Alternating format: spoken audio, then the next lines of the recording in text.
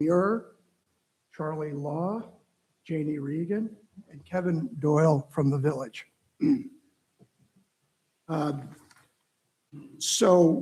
All five of us will be voting tonight. Approvals require the consent of 3, so that constitutes a majority. Our first order of business is some housekeeping, and that is the approval of the minutes from the January 27th zoning board meeting. Can I have a motion? Motion to approve. Second? Second. All in favor? Aye. Okay, good, thank you. Okay, so tonight we have 2 applications, 54 Parkway and the Iona University baseball field. We're going to start with 54 Parkway. Who is presenting, and please come up and introduce yourself.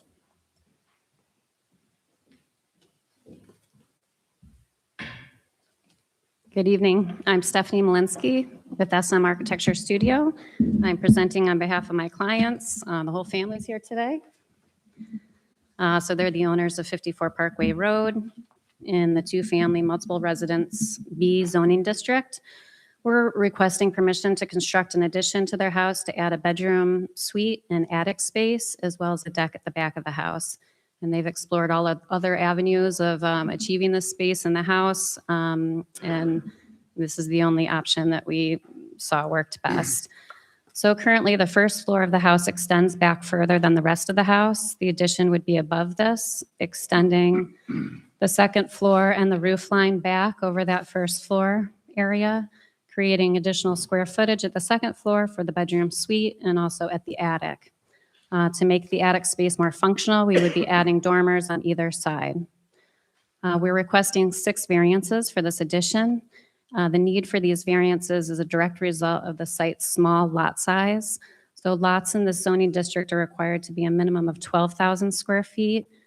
And this lot is only 20% of that at 2,403 square feet. So this small lot size creates the need for these variances. For gross floor area, this is entirely due to the underside square footage of the lot. We're not increasing the building footprint though. We're just working within the existing footprint to maximize livable space for their clients and their growing children. For building height, we're not raising the ridge height, so the building height's not changing, but we do need a variance for stories. Because we're adding those dormers in the attic, it becomes a three-story rather than the 2.5-story that it currently is. For building coverage, we're not increasing the footprint of the house at all, as I said. We're actually decreasing the current building coverage by 200 square feet because we're removing a patio that's at the back of the site. For side yard setbacks, we're extending the existing non-conforming side yard setbacks up to the second floor addition. And then at the attic, the dormers would actually sit in 6 inches further from the property line. On the site plan, you can actually see what's allowed with the side yard setbacks. It's a tiny little sliver in the center of the lot, which is only 1 foot wide. For rear yard setback, the house conforms with the rear yard setback, but the variance is for the new deck that we're requesting. But this deck is only about 2 feet above grade, so it has no impact on neighboring properties. And the last variance is for usable open space.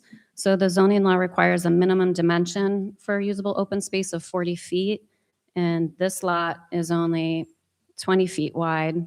So the backyard doesn't count at all because it doesn't meet that dimension. But if you base this on square footage alone, not on the 40-foot required dimension, the open grass space in the backyard is actually 660 square feet, which is actually more than what is required of the 400 square feet. And we're increasing that from what it currently is because we're removing a patio and a shed that's currently in the backyard. The addition will not appear significant from the street as most of the front facade remains as is. The only visible section of the addition from the street will be the attic dormers. You can kind of see in that rendering in the bottom left. There are many houses on the street that have similar dormers, therefore the house stays in character with the neighborhood. Also, I included some photos of other similar properties on the street that also do not meet these zoning requirements due to their small lot sizes. As far as side yard setback, gross floor area, height, a lot of them go 3 stories, and also the usable space because the lots aren't even 40 feet wide. The Metro North Rail line borders the back of the property, so there are no implications of the addition there. And the adjacent properties, there are no windows on the houses on either side that would be directly across from the new addition. And included in the paperwork are letters from both of these adjacent neighbors stating that they support the addition that we are requesting. So we feel there are no adverse effects to the health, safety, and welfare of the neighborhood or community, but the benefits to this growing family would be significant for my clients. You guys want to add anything? Do you have any questions? Could you walk through carefully and slowly, so Sure. even I get it, what's going on in the back in terms of the extension? And then Sure. the Sorry, second that doesn't question show I up had too well was- up there. Second question I had was, what's the need for the expansion, the over 100% expansion in the attic? Is there a different use for that? So if you could answer those 2 questions, that would help me understand what's going on. Sure. I apologize for how that looks up there. But as you can see on the bottom right, that hatch back area is what's being added. So that on the first floor, it extends to the same line, and we're just extending the second floor and the existing roof line back. And that's to add a master suite in that area.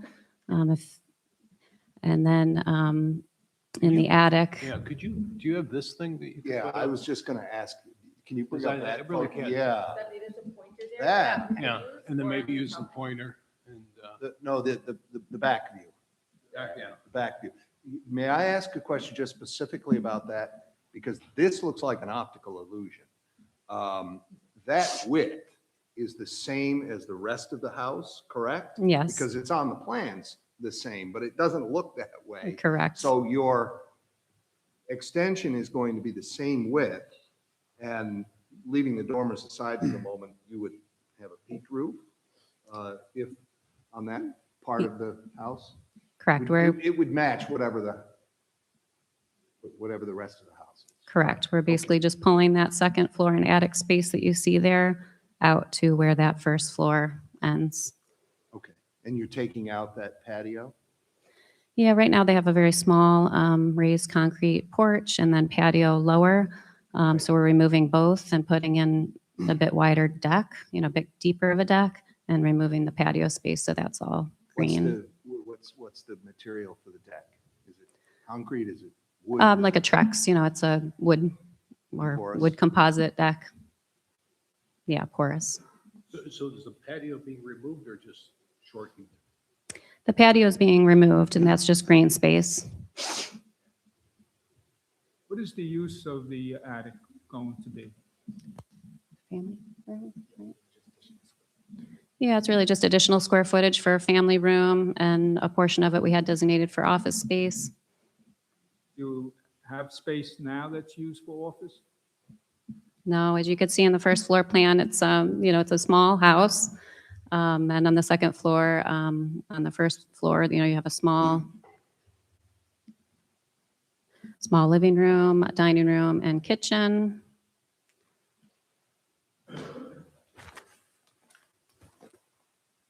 Wasn't that office on the 3rd floor already? Oh, currently, yeah. In the plans, there's an office on the 3rd floor. Oh, existing. So they have a very tight attic at the moment. So again, just focus on the attic, and this is also to get back to Marty's question. It looks like the current square footage is about 250 odd square feet in the attic. You've got a dormer, I believe, which faces north. Mhm. You have a staircase. So again, what is that space because I think in the application, it talked about it being used as an office space. And it would appear 250 square feet is plenty of space for an office with a dormer. Sure. So the front half of it we had shown as office space. You can see here on the last floor plan there is the attic. So the front part we are designating as office space, and then the rest of it, open for family room for the kids, extra hangout space. They both are going to have very small bedrooms, as you can see on the second floor there, because we're trying to get in that third bedroom. So it's just, additional space for kids and hang out. So I'm just confused as to where the 345 square feet found on the third floor. For the attic. Is that going back? to the house, So or- we are extending it, above that first floor. So we're gaining that square footage. But because of the dormers, we're gaining ceiling height. So you're gaining more of the footprint. So you have a very steep Yes. ceiling, and what the Currently, it's- dormers are going to do is going to flatten that ceiling? Is that what I'm Correct. seeing? Yes. Okay. And then is there going to be any plumbing up to that level, or what's? No plumbing, that just electric. Oh, but well, actually, we are doing the sprinklers. So because we're going to the third floor, we have to add sprinkler system. So there will be plumbing for the sprinkler system. So there will be plumbing for the Sprinklers? sprinkler? Oh, yeah, okay. So the dormers are 30 feet long on each side? That's almost the length of the whole story, right? Isn't that almost? That's a good So you can portion see of there on the That's a third good floor, portion, it yeah. cuts back from the front.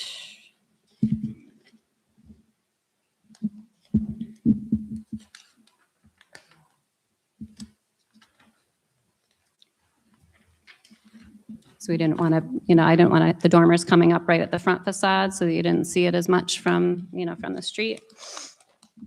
But if you see the side photo, how about the side elevation? See them on our side elevation. Yeah, so the dormer is about 30 feet. Yeah. Yeah, there you can see It's the almost dormers whole from the roof side. line. That's pretty much the whole roof line. So the roof line with these kind of dormers, it will still remain a peaked roof line, or will it come up quite a bit? Because you've got it on both sides. Yeah, it's hard to see the roof plan on the screen, but you could see what the roof plan looks like there. And this, it's relatively flat there on the top, so it will be an EPDM roof. And as I stated, there's a lot of houses on this street with similar conditions. I included some of the photographs. Right. The neighbors that wrote letters of support, where are they in relation to this house?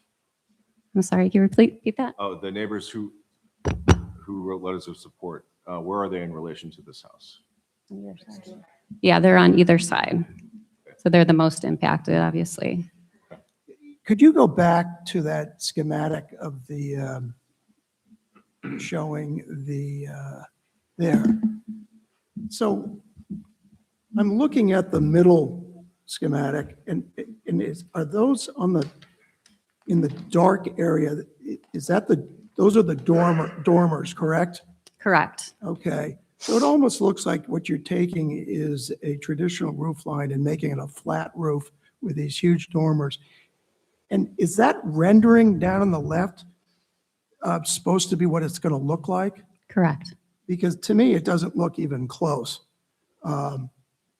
in terms of the visual. So could you address that? Because clearly up above, those are quite large. So it's hard to tell from the front elevation up above where those sit because they do sit back, as you can see on the plan and on the side elevation. So that's, how it then looks like the rendering in the bottom left corner. That front elevation makes it feel like they're right in front. And you're seeing, the full roof line, but from the street, you're looking up at it. So it will look like more like that schematic. But again, it's essentially flattening the roof with dormers of that size. I mean, it's not flat, but it's close. Right. And you could see the slope on that side elevation. And so those dormers, you said, don't look into anyone's, a neighbor's window, but if you look, are now looking down on the bottom left, that house, from your third floor, you're going to be looking right into their dormer windows, which is not consistent with what you said in the beginning of your presentation. I believe you said that you would not be looking We have a- into, because those houses are very close together.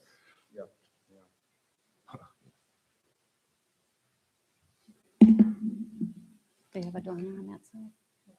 The neighbors have a dormer on that side. Okay. Okay, so I apologize. I guess they do have a dormer at the attic level, but in the portion we're extending into the backyard above that first floor, there's nothing directly across that whole Right. portion.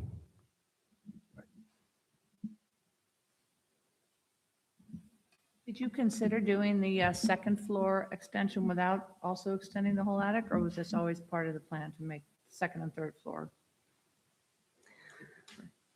I mean, their need is for extra square footage, so it just seemed to make sense to add some square footage there as well and just carry that existing roof line back. Or let me ask the question differently. Did you look at different designs for the attic to preserve I'll call it the aesthetics of the roof line of the existing house? Or was this basically the plan you're going with? You didn't look at alternatives? Well, we looked at different sizes of dormers, but ultimately, this gives them the most square footage up there because it gives you the most headroom, ceiling height to maximize that space. But we did, bring it back, from the front and back so it's not obtrusive from the street. And like I said, there are many houses very similar on that street because they do have the small lots. They're trying to maximize what they can. Are there existing dormers right now? Can you show that? So there's one, you can kind of see it there on the bottom. It's basically to give headroom to the stair. Can you see it there? It's on the north side. Can you see it, Greg? Yep. It's very small. It's really just to give you headroom as you're coming up the stairs. And how much it extrudes out, the new dormers, how will it size up in relation?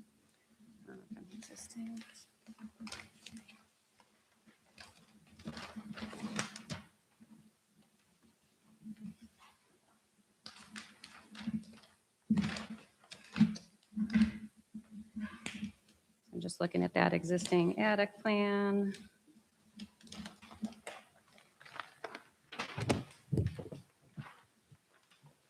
That was 11 feet 6 long, and we're going up to 30 feet 7. But again, we're extending the whole roof back as well. So, we're extending the whole roof back 12 feet. So I guess where the dormer sticks out from the front roof line, does that distance out to the exterior wall, is that the same distance? Basically, the height of the dormer, how much it sticks out from the roof, that's going to stay the same? And this extends? Correct. I think we are going a little higher. I'm trying to think. I mean, it's similar at the ridge.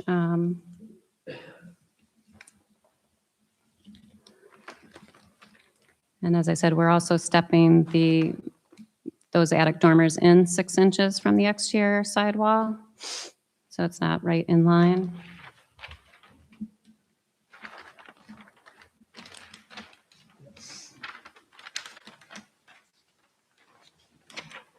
And they sit back 5 feet from the front facade.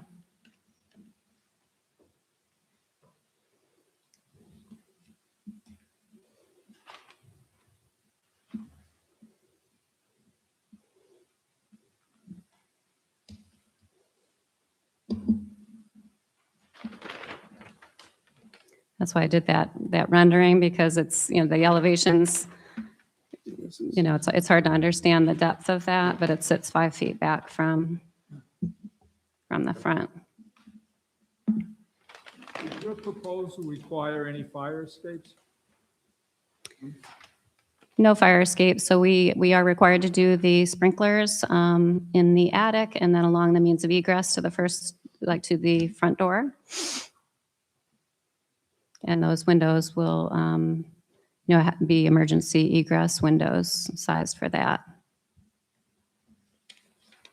I guess the problem I have, and I've done this for over 10 years, is I really don't, when we usually have an expansion of over 100% on a floor, there's usually a description or a specific slide or picture that really explains how you're picking up that. It can't be just that the roof is flatter, right? Because you got the same footprint on the baseline. So are you pushing back, let's say you have built the second floor, are you pushing also the third floor back? Is that where you're picking up that extra Correct. square footage? Yes, that whole second floor and roof gets pulled back that 12 feet Okay, above so- that first floor. So the second floor gets pushed back 12 feet, so it's flush with the first floor. Correct. And then what you're doing is on the third floor, are you matching that same pushback? Correct. Another 12 feet? Okay. And then along that line, so you got a much bigger third floor. Right. And then you're putting dormers on there so that you get proper lighting with the extra distance. Yeah, okay, because you can see where Correct. Marty. Okay, sorry about that, but Well, yeah, no, I just that wasn't too. getting it. Yeah. I couldn't figure out how you.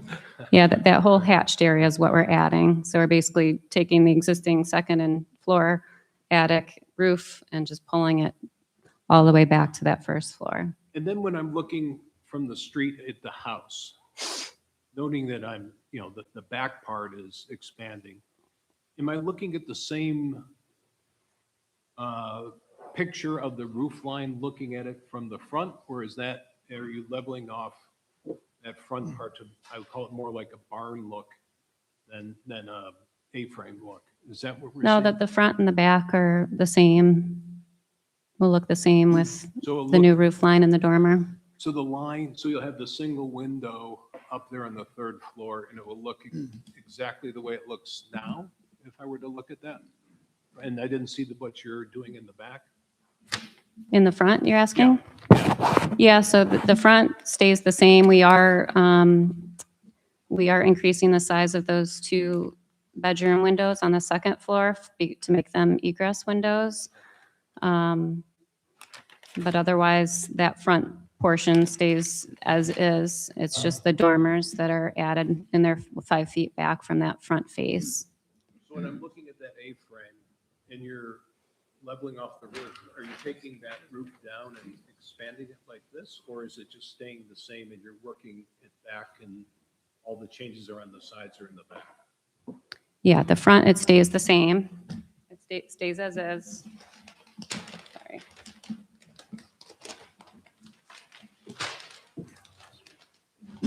Sorry, so at the front, yes, it stays like this. That goes back 5 feet, and that's when the dormers pull up to add that headroom in the attic.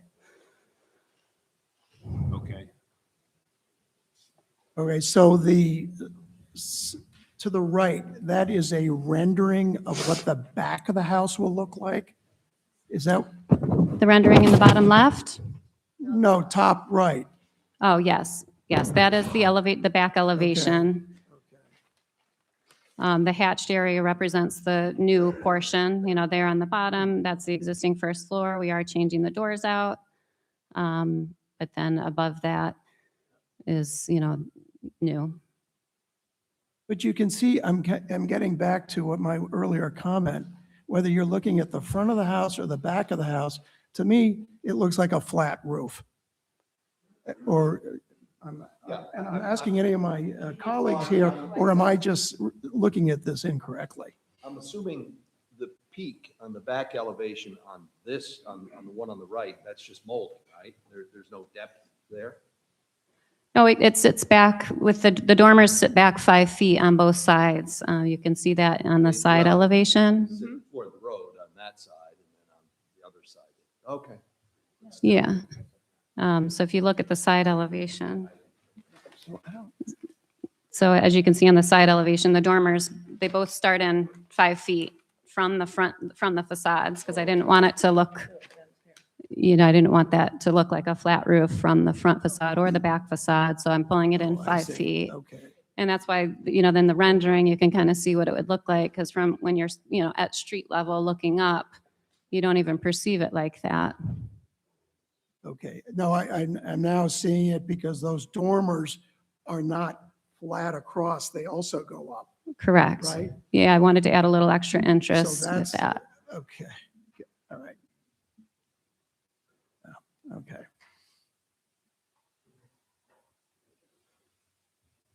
All right, let me open it up to the public. Any questions, comments by anyone on this project?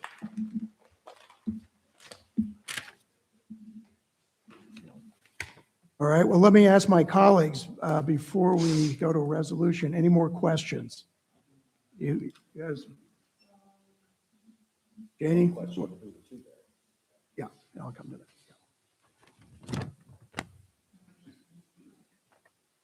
Anything else, Jane? Jenny? Okay. Maybe just one last one. We spent so much time on the third floor. The second floor, could you just restate the use of this second floor versus what's there now? Sure. So here's the current second floor. There's 2 small bathrooms and 2 small bedrooms and a bathroom. And here's the proposed. So in the front of the house, we're dividing that space into 2 small bedrooms, and then in the back, where we're adding on the additional square footage, will be a bedroom, bathroom, the other bathroom, which we're moving, and then a small laundry closet. So as you can see, these are small bedrooms in the front, so that's why the additional square footage at the attic space is very helpful to the family. Oh. Sorry, is there a question for anyone? No, do you have any questions for Ashaki about how they came up with the calculations and all that? No. You have any questions, Kevin? No, she's here, I just figured. Okay. All right, so what we're going to do is we're going to sort of pull this application apart. We're going to vote on the second floor addition and the variance side of that, and then we're going to hold a second vote on the attic, Okay, okay? So What about the extension out in the back?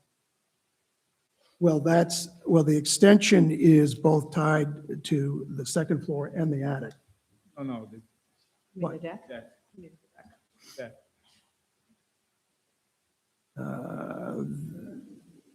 The deck. Well, that is tied, that would be tied to the second floor. And a separate variance? Yeah, but that's going to be included when we vote on the second floor addition, that includes the deck, okay? And the variance tied to that, okay? So let me propose a resolution that the Zoning Board of Appeals grant to the residents of 54 Parkway Road the following variances related to the second floor addition.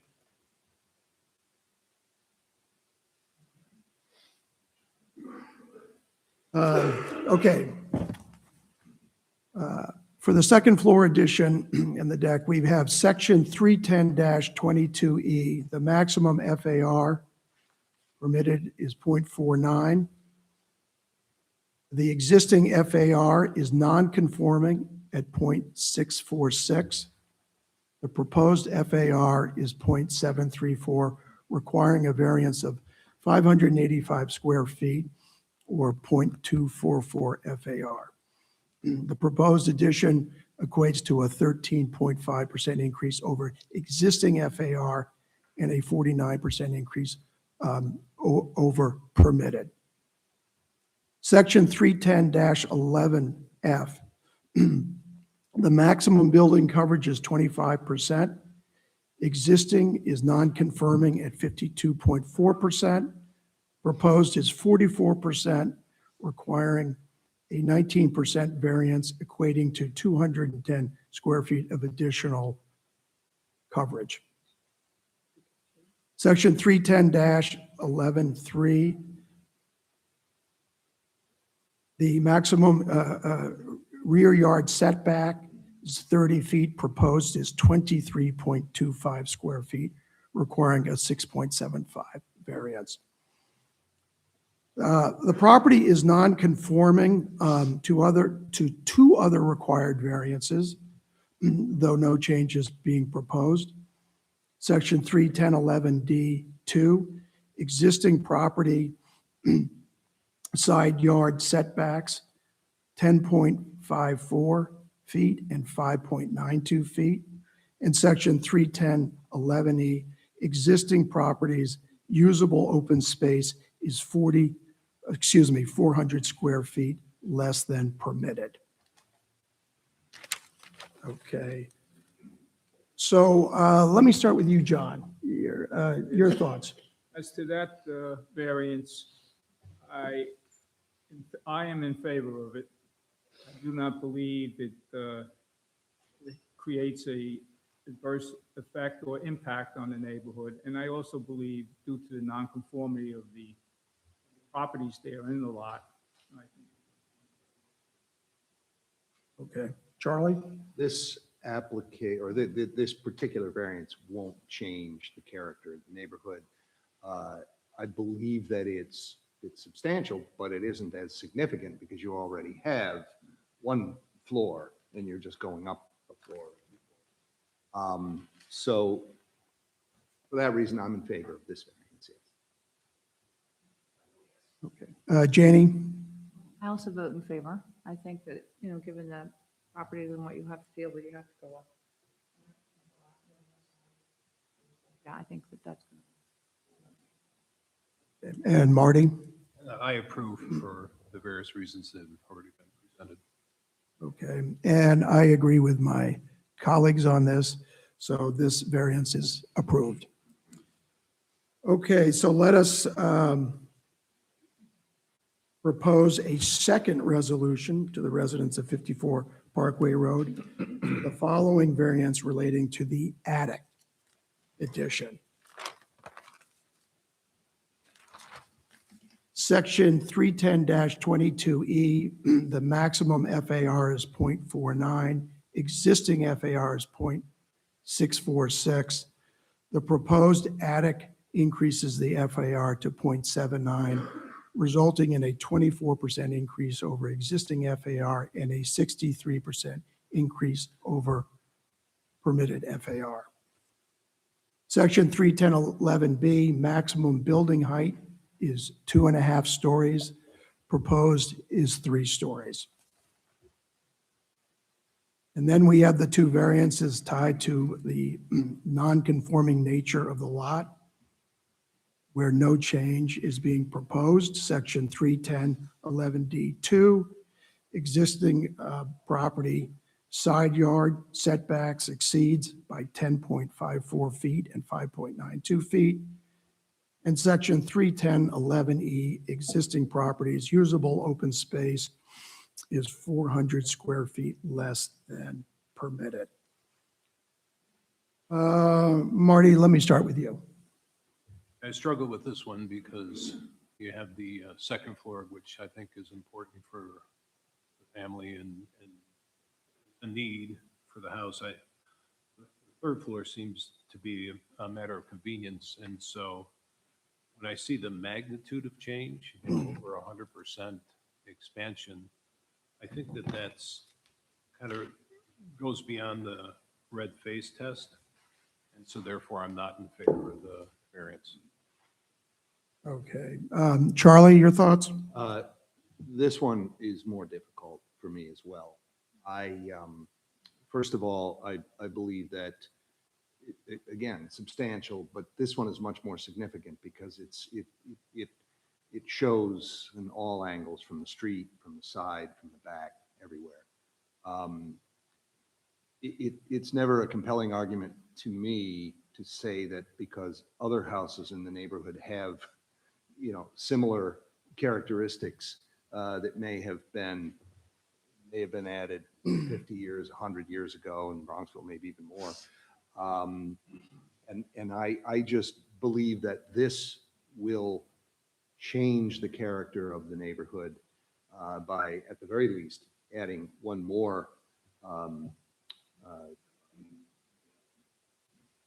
addition that's not all that architecturally pleasing, at least not to me.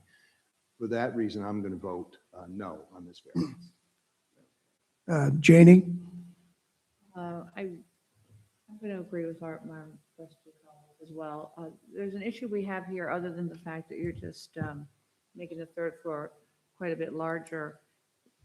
On the zoning board, we always have to be concerned with precedent. And we can say everyone in this neighborhood has this, but then they can come back eventually and everybody's going to, can't always set a precedent. It's going to be okay all around the village for similar properties or bigger properties. So given your constraints, I'm sorry that that's the case, but I think the owners bought it knowing this size, and I think it's going to get substantially bigger. So as far as that third floor goes.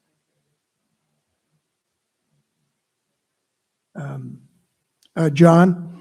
Similar to my colleagues' positions, I agree with them, and I'm in favor of the variance. The second variance.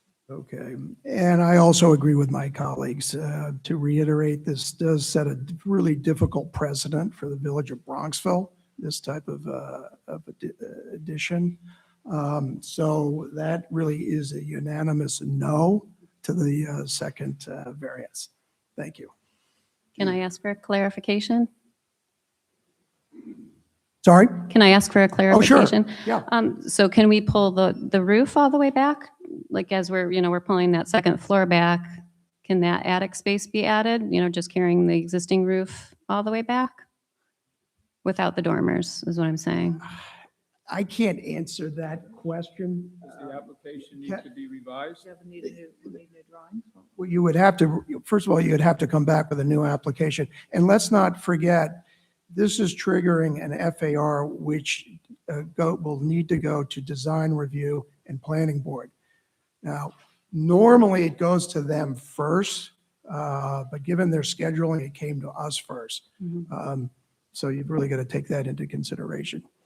Because I'm just trying to understand what was approved with the attic, because, it's pulling that full back portion all the way back. So is that what was approved? And it's just not the dormers? No, it was the attic in whole was turned down. So I have to change the roof line in the back, is what you're Correct. saying? Yeah. Okay, Yep. okay.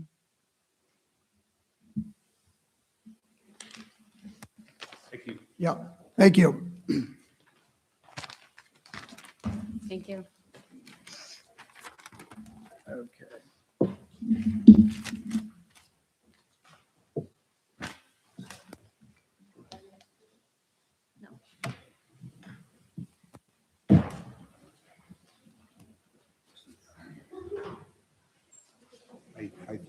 Well, it's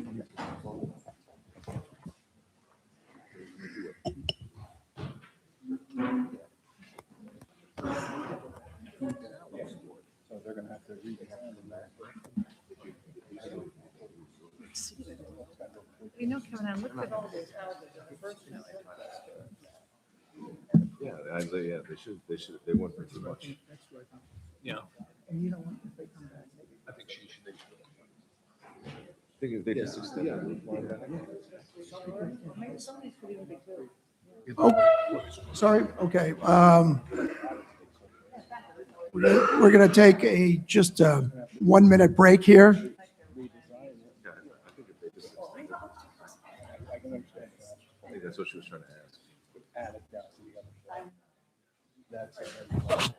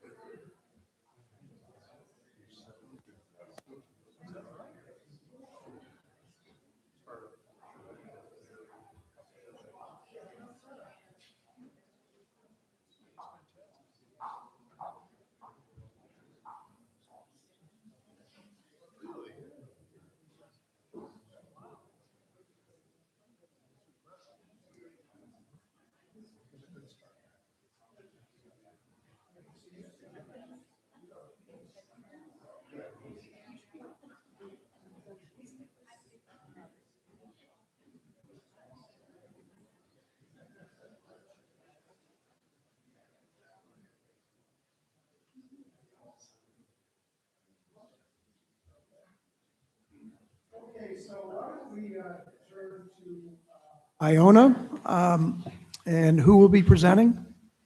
Good evening, Chairman, members of the board. My name is Annie Klein. I'm an associate at Del Bello, Denellen, Weingarten, Wise and Whitaker. I'm here tonight on behalf of Iona University and its Bronxville campus, and specifically the portion of the campus located at 182 White Plains Road, which houses Stein Hall and the campus and some of the campus's athletic facilities. With me this evening is Mike Smariglio, Susan Fiore, Matt Glavaski, Richard Murray, and Joe Castaldo, all from Iona. And I have Cindy Reynolds with the computer in the front and Mike Tucker from Langen Engineering here as well. So as you may know, Iona acquired the Concordia College campus in January of 2022 after Concordia ceased operations in fall of 2021. Iona is a private Catholic coeducation institution with its main campus in New Rochelle. Since its acquisition of the Bronxville campus, Iona has invested substantially in the campus, making it the home of Iona's New York Presbyterian Iona School of Health Sciences. Its flagship educational facility features a state-of-the-art Kelly Center for Health Services. The campus also includes ample space for performing arts and athletic facilities. Iona is a member of the Metro Atlantic Athletic Conference and participates in NCAA Division I athletics. The portion of the campus that is the subject of this application, as I said, is located at 182 White Plains Road, which is located on the east side of White Plains Road at its intersection of White Plains Road and Rose Avenue. It consists of approximately 9 acres and is developed with a baseball field, related baseball facilities, Stein Hall, which houses Concordia Conservatory, the Meyer Athletic Center, several tennis courts, and related parking and infrastructure. Iona is currently seeking site plan approval from the Planning Board and several area variances from the Zoning Board of Appeals to permit overall facility improvements to bring the facilities to NCAA Division I athletic standards. Cindy has a great presentation for you. I'm just gonna run through what we're seeking generally. We're seeking to level the field, upgrade the dugouts, add a bullpen, and upgrade the press box, incorporate seating for 135 with 6 wheelchair accessible seating areas, add a scoreboard, and provide accessibility from the parking area adjacent to the Meyer Center to the field and spectator areas, as well as adding safety netting, outfield fence, and a warning track. We began reviewing the proposed improvements to the athletic facilities with the village in 2024, and a formal application was filed with the planning board in December of 2024. Since that time, we have been working diligently with village professional staff and consultants and the planning board to address their comments. In September 2025, we amended our application to include the tennis courts on the property to incorporate additional stormwater management systems.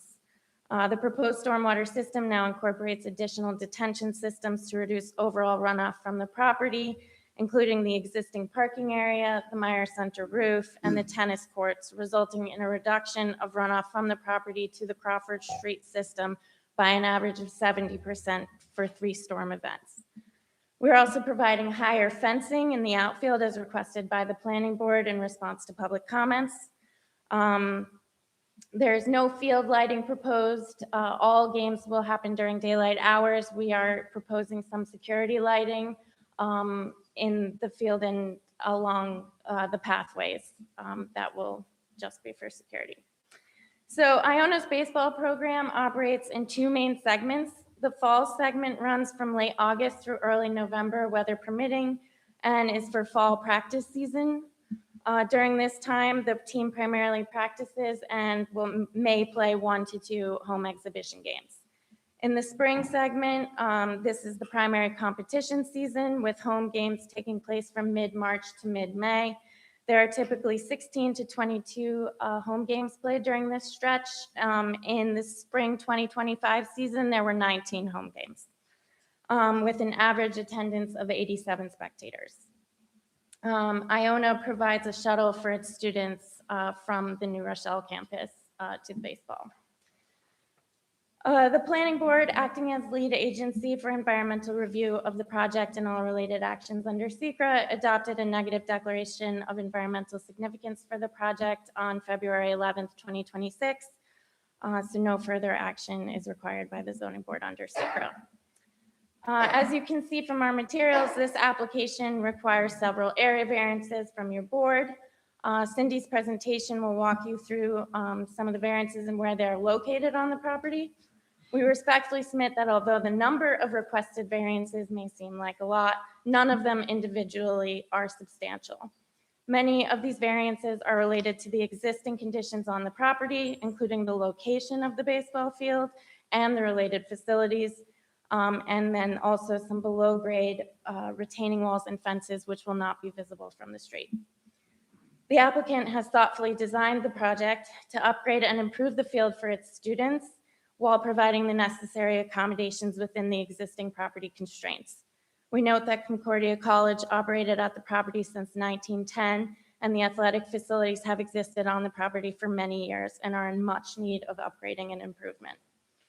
As stated, we have worked tirelessly with village professional staff and consultants and the planning board to address the public concerns and eliminate impacts from the project. When undertaking the balancing test, the benefit to Iona in granting these variances outweighs any detriment to the community. You have our materials in the record. I'm happy to go into greater detail if you would like, but I'd like to turn it now over to Cindy to walk you through the actual improvements on the field. Thank you.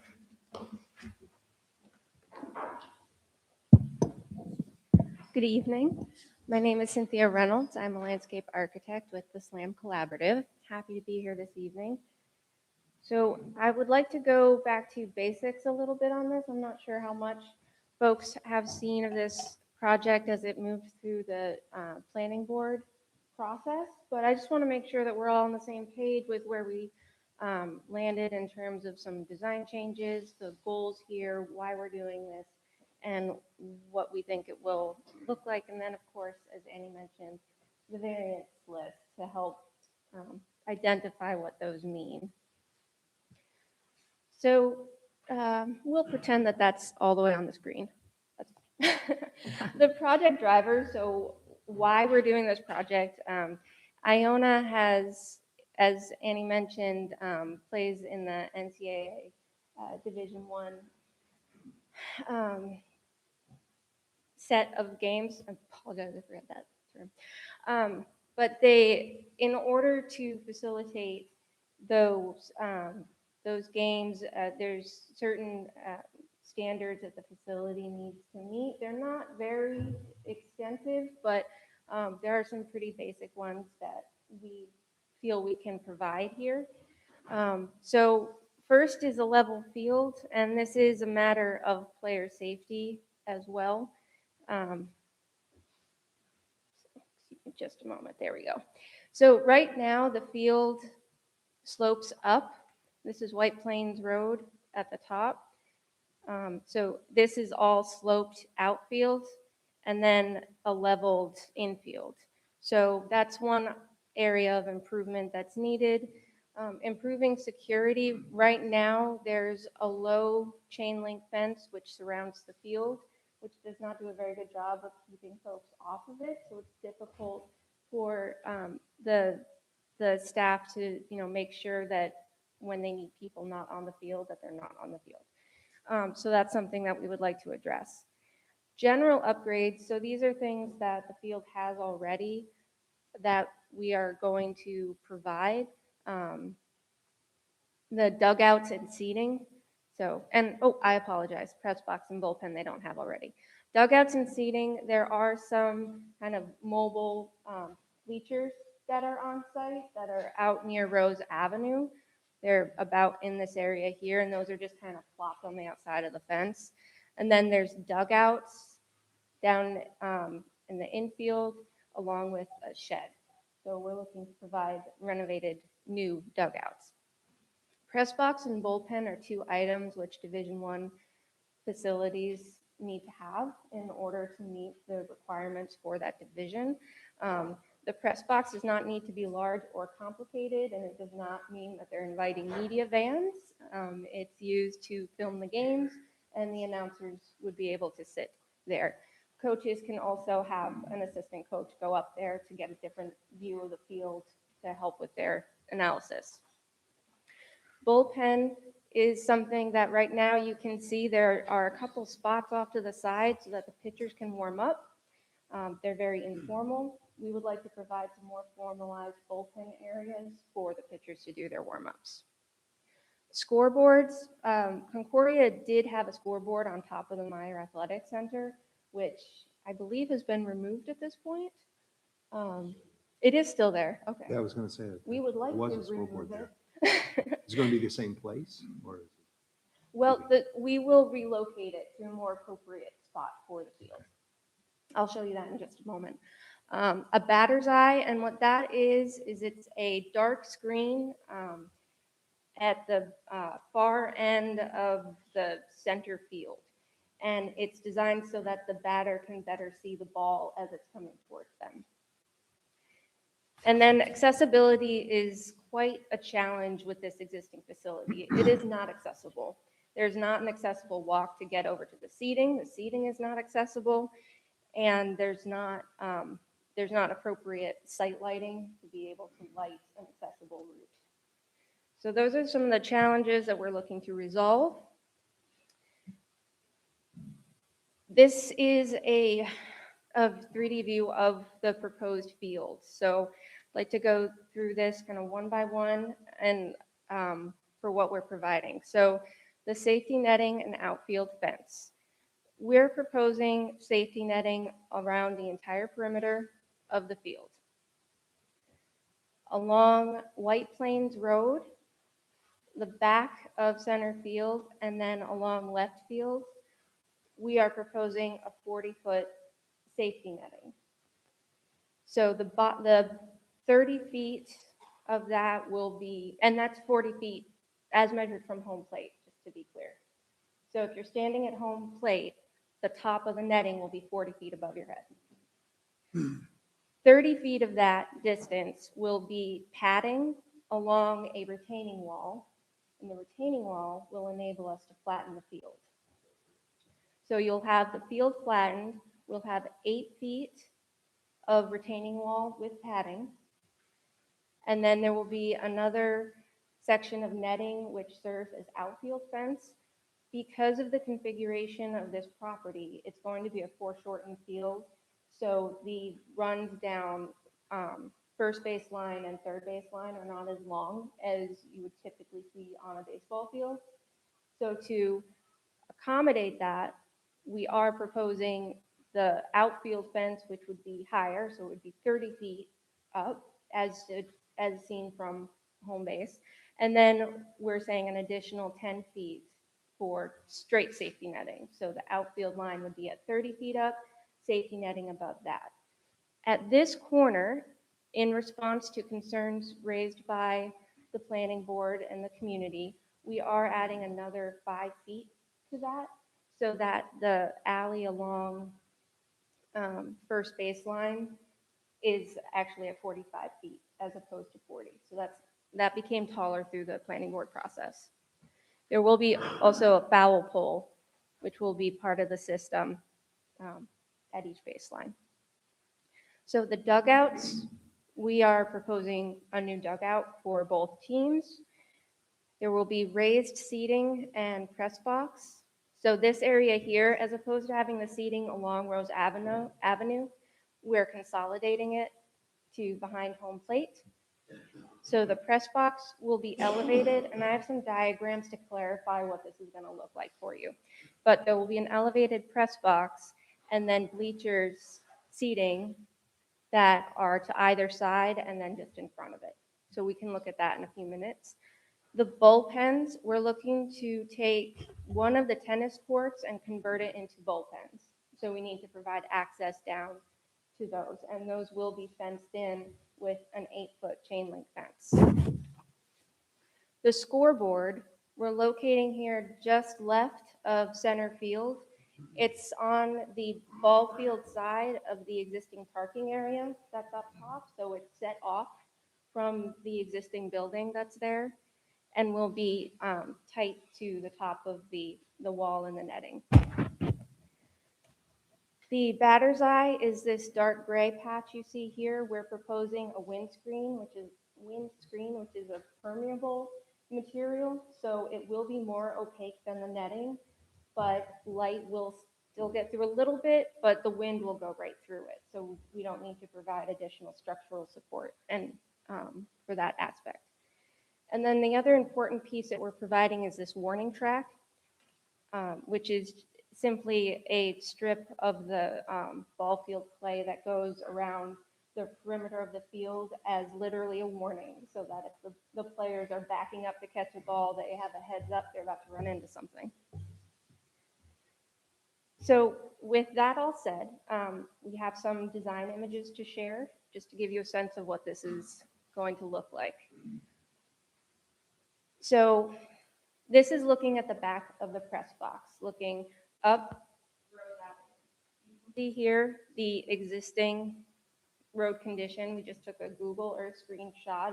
It's current with what it looks like now, except, it has leaves.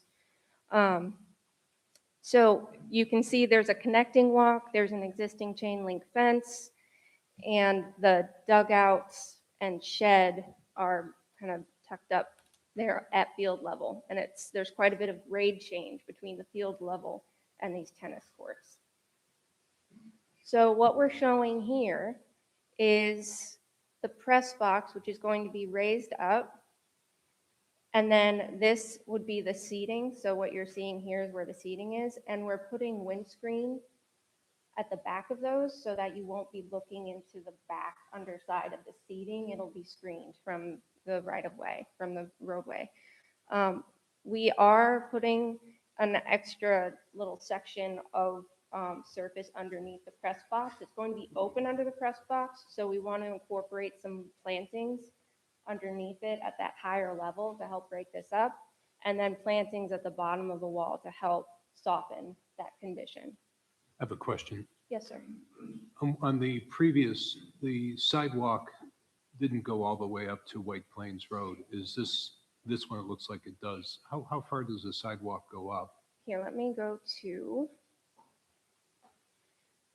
So what you're seeing is this section of the sidewalk. Okay, so it's only going up, Yeah, okay. it goes up here. And this is to provide a more accessible route. It is going along Rose Avenue, so we have to work with whatever grade the curb is at.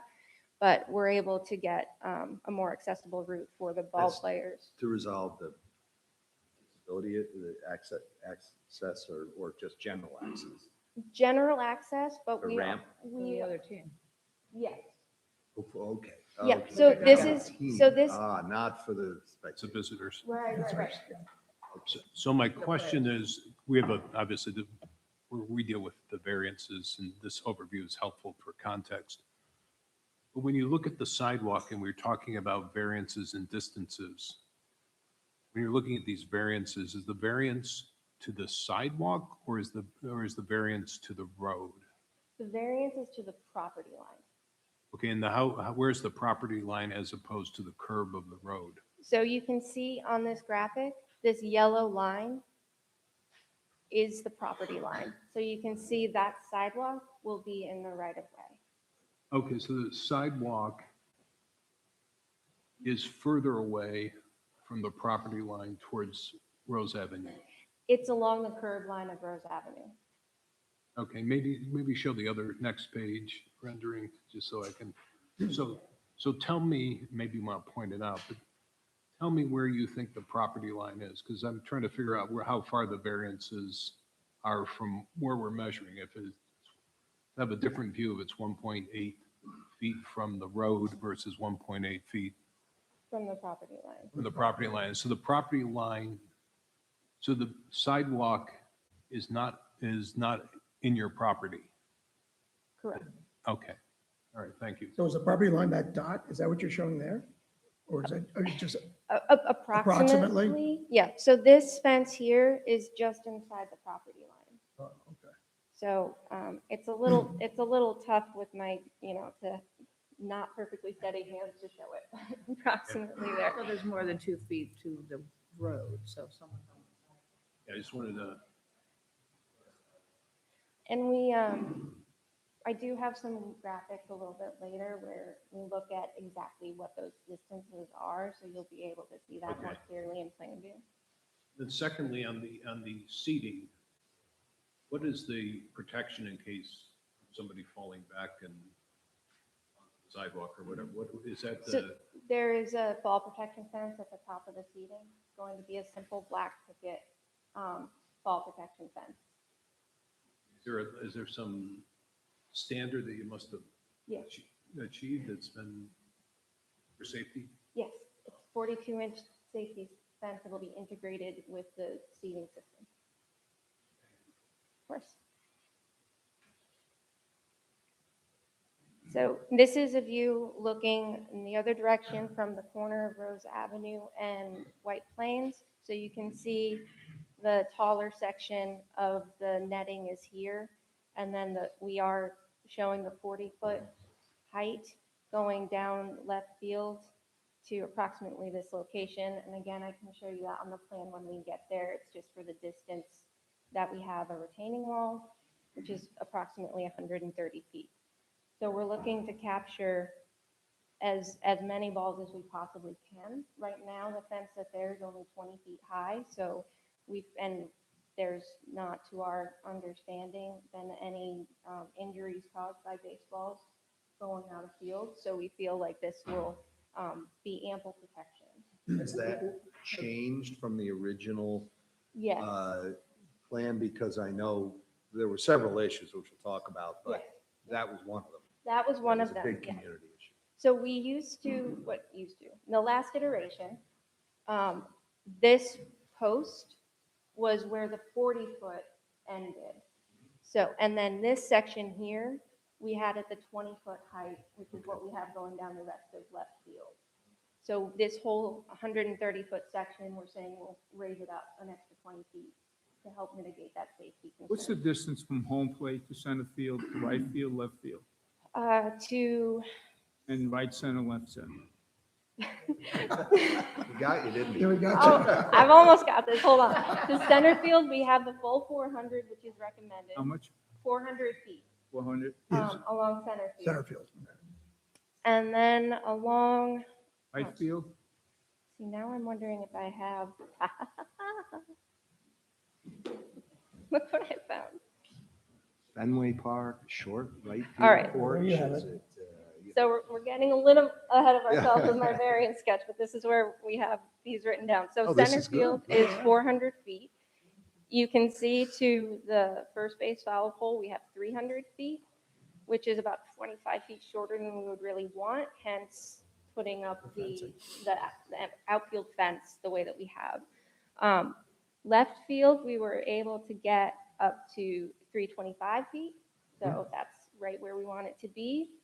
And then we do have a bit of an odd configuration to the outfield wall in left field because we were trying to maintain the existing parking area as much as possible. There's some stormwater treatment up in that parking area we're maintaining.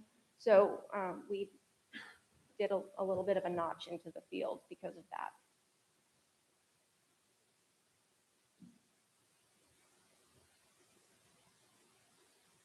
So when you decided on a 20-foot, I get the 40 feet. 20-foot height, was there a analysis done of, the way it is now, they have a cage around the batter's box, that's no longer there. So you can not get- That Did you look at, was there a study done about projections that made that 20-foot safe for cars going up and down roads? Why you can, but long drives are probably a little. So how was the analysis, how was it settled on 20? So field standards or what we use for the most part. So the backstop does have safety netting around it, which is the full 40 feet. So that protects the spectators and the press box. The 20 feet along the sides are what we would typically see for safety netting provided in close proximity to roads and whatnot. Who's, So a who's specific typical? study, no. When you say typical, what is it? So- I'm trying to think of the physics of this, We did not do a trajectory study okay? to determine the 20 feet. Okay. So we have experts on our team who work on ball fields around the country, and we consulted with them. We did speak with the manufacturers of these systems and consulted with them, like, what do you typically see on NC1 fields? What's appropriate for these conditions? And that's what we were, this was the conclusion that we came to. We asking questions now, or can I mean? I think, yeah. I have a very general question, and you may not be able to answer this, but I'm assuming Iona currently plays in the Metro Athletic Conference, right? Where are the baseball games being played now, and why, what was the reasoning for moving it to Bronxville from the New Rochelle campus? So Yeah, I can I answer the thought first maybe- part Yeah, while okay. you take the mic. So they currently play at a public park. I didn't know that. And the reasoning, Mike Smirglio, if you would be so kind. Hi, Mike Smirglio, Iona University. So we do play at Flowers Park in New Rochelle, City Park it's called. Not having a field of our, we're using this field daily for practice. So that became our baseball hub. But to not have a field that we call our own, where we have a baseball field on a new campus that we purchased, just we felt we wanted to make a better opportunity for our team, for our players, and for our staff, because it's in our backyard. You don't have the space in New Rochelle. No, we don't. That's great. Thank you. That's the answer. Thank you. And in terms, if I may, Of course. in terms of the baseball studies Mm-hmm. and the trajectory, the 20-foot fence on right field is really, you're not going to stop a sharp foul ball high pop, but you will stop those sharp line drives that can be crushing to someone walking out in the road or out on our turf field right across. To justify internally what we have done in terms of fence heights, we have every batted ball on that site for practice is captured in something called TrackMan. And Matt Glabowski, our athletic director, does have that data, possibly may have it with him tonight, where he can review it with the board. They have that in golf too. I just said. What's it yes, saying? Exactly. I was just Saying? playing golf down in Florida, yeah. So we're tracking where the balls are hit, the speed of the balls off the bat, and just mapping them out on the field every day. Well, and also as was proved, it brings more of Iona significance into the Bronxville campus too. So that's a benefit to the school, I think. And Thank okay, you. thank you. That's helpful.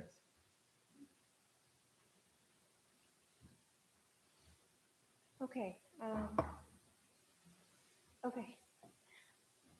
I certainly don't mind pausing for questions. I just want to make sure we're good before I. We'll wait till you're finished. So this is another view, this one from the corner of White Plains and Rose, but looking down White Plains. So you can see we are looking to keep the existing sign and stone wall that are out there. And this just gives you a sense of what that netting is going to do. It will stop after the first panel, which is approximately 40 feet down, and then it will drop down to the lower height again. And you can see that the most of the retaining wall really disappears because we're on the upper side of it. You will see some of that 8-foot padding on the other side. This portion, approximately right here, that you can see is the retaining wall that starts to slope down. But we maintain the 8-foot high padding because we do need to provide an outfield fence and it is foreshortened. So for the safety of the players, we need to provide that. This is looking in the other direction down White Plains. So you can see we're providing some screen plantings between the public right-of-way and the batter's eye. There is existing vegetation there, some kind of naturalized shrub area, which we're hoping to maintain most of it. There will need to be some removal and some tree removal, but we're going to try to maintain as much of that existing vegetation as we can to help Well, reinforce. it looks like you're pretty much putting in trees all the way along White Plains and Rose. We are, yes. Okay. Those evergreens or deciduous, or what kind of trees you plant? Those are primarily deciduous trees. So this next image is not quite as pretty, but wanted to make sure we had an understanding of what this situation was going to be. So to start, this red line is the existing field condition, the approximate slope. And this is White Plains here, and then on the other side of this is Rose Avenue. This is right along First Base. So we'll have the field flattened. It will slope towards left field, and we'll have an 8-foot wall with padding, and then at the top of that wall, we will have the post to support the netting.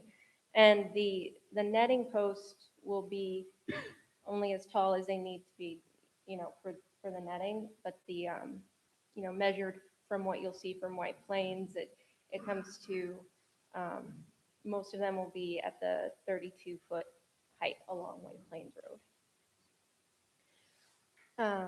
And then the foul pole as well would be level with the top of the netting posts. So you can see that the padding will be carried along the portion of the slope that we need to have a wall of retaining wall on. So we'll provide some of an 8-foot chain link fence for that portion so that we can attach the padding to it, and then it will go down to a 6-foot chain link fence with 20-foot safety netting above that.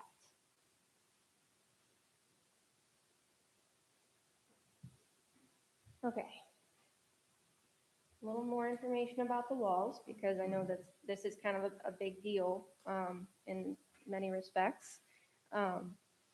We're looking to use a lock and load retaining wall, which is a segmental block wall, but the way that it's been engineered, it can be nearly vertical, and we're able to integrate the posts and the fence posts right close to the edge of the wall instead of having to set them back and take up more square footage. So these details are in the plan set, and we can enlarge them to look closer if you would like. But the general idea is to show that there's not huge footings associated with the wall. They're relatively light touch in that you provide a gravel base and then build them up from there with some geofabric helping to reinforce. The poles will have some substantial footings, and those will be integrated in the system so that the block will kind of stop at a footing and then start again on the other side of it. So it'll be as seamless as we can make it. And then the padding will be across the front of that. These are a couple images of what that typically looks like, and you can see this one has fall protection fence right along the top, so nice and tucked into the front of the wall.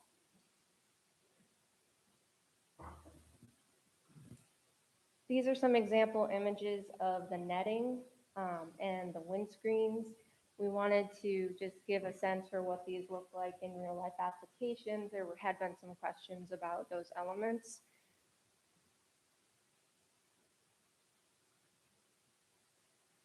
The scoreboard, so you can see where it would be situated from the field. And this is the existing Concordia scoreboard in the building. This is another view of the press box and seating. So in this, you can see The ball field is at its elevation, and then it goes up to a raised platform for the bleachers so that they're sitting up just above field height. And then you have your the seating in front of the press box and then also to either side. The press box itself is open underneath so that it's not as straight vertical down, and we're able to integrate some plantings below it to soften it. So this section shows the press box here from behind. So you have the press box and the seating, and you can see here the fall protection fence. That's what this is. So when you get down to the landing, we provided a ramp that goes up to the seating so that the seating is accessible. There are stations for a wheelchair to be able to park so that they can, folks that are in wheelchairs will actually be able to have a place to be. And that's the bleachers and seating are accessed by the ramp. And then we have a set of stairs which come down to the main walk along that goes out to Rose Avenue. There is an existing walk that connects to the Meyer Center. We will be maintaining that connection, and we're utilizing that to access the bullpens. Okay, so that was a very quick. So a quick question, are you going to talk about the access for parking? Because I believe the parking is going to be over by Stein Hall, and how people get to the seating? Because if I recall, parking will not be allowed on Rose, is that correct? Correct. There are some parking spaces on Rose Avenue, so those will still be there. But we are not proposing any additional parking along Rose, and even now it's not permitted for people to park along there, unfortunately. But you can use the spaces for the games, right? This- I mean, I would assume, like, for any other purpose. But you're going to have people directing them into the parking lot. Oh, okay. Yes. That's fine. Yeah, I mean, theoretically, you know. You're going to will have people park at each game even directing So- them into the parking lot. Correct. We're going to have two campus personnel directing traffic. There will also be temporary signage put on Rose Avenue directing no parking, no standing, no drop-offs. Rose Avenue will not be accessible for spectators coming into the game. All access will be directed into the Meyer Center lot, and then Cindy can show you the So the parking sidewalk. is going to be on the third base side, outside, obviously. Yeah. outside field. Right. That's at the, where the chapel school or the church is over there too. So Well, the- Stein Hall's over there. Stein And Hall, there's another, right. they Stein share Hall. parking. Oh, and so that's a shared parking space? Yep. Okay, okay. And how do they then access the seating, especially as the game is being played? So the existing ADA spaces on this site for the Meyer Center are located right here by its entry plaza. We are providing an additional space. Right now, the site needs an additional space to meet code, so we're incorporating that here. And there's an accessible walk that goes from this parking space, and then it also goes from the existing parking spaces. They meet at this corner, and this is an ADA accessible code compliant walk that gets you all the way over to the seating. Oh, okay, so that's for a walk or whatever. There will be Behind the netting. ramp at the raised seating itself. Other than that, we're able to do, make it a sloping walk. Yeah, yeah, not really our issue, but. yeah. In terms of the lighting that you said is necessary, where is the lighting and how high is it?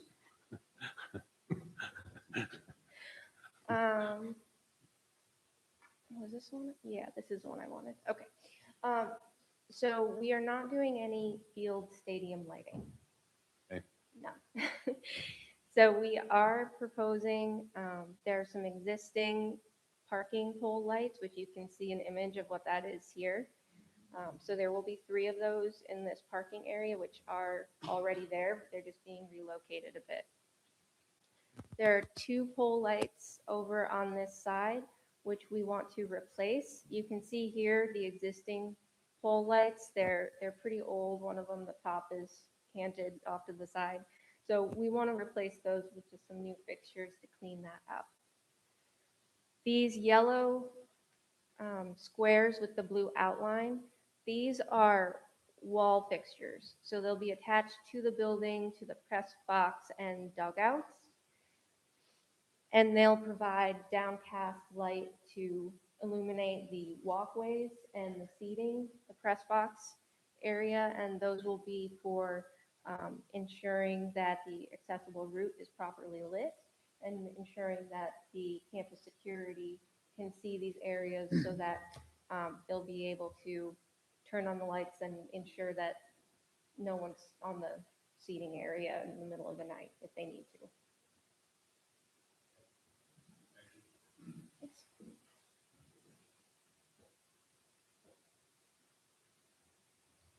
So we're about to get to the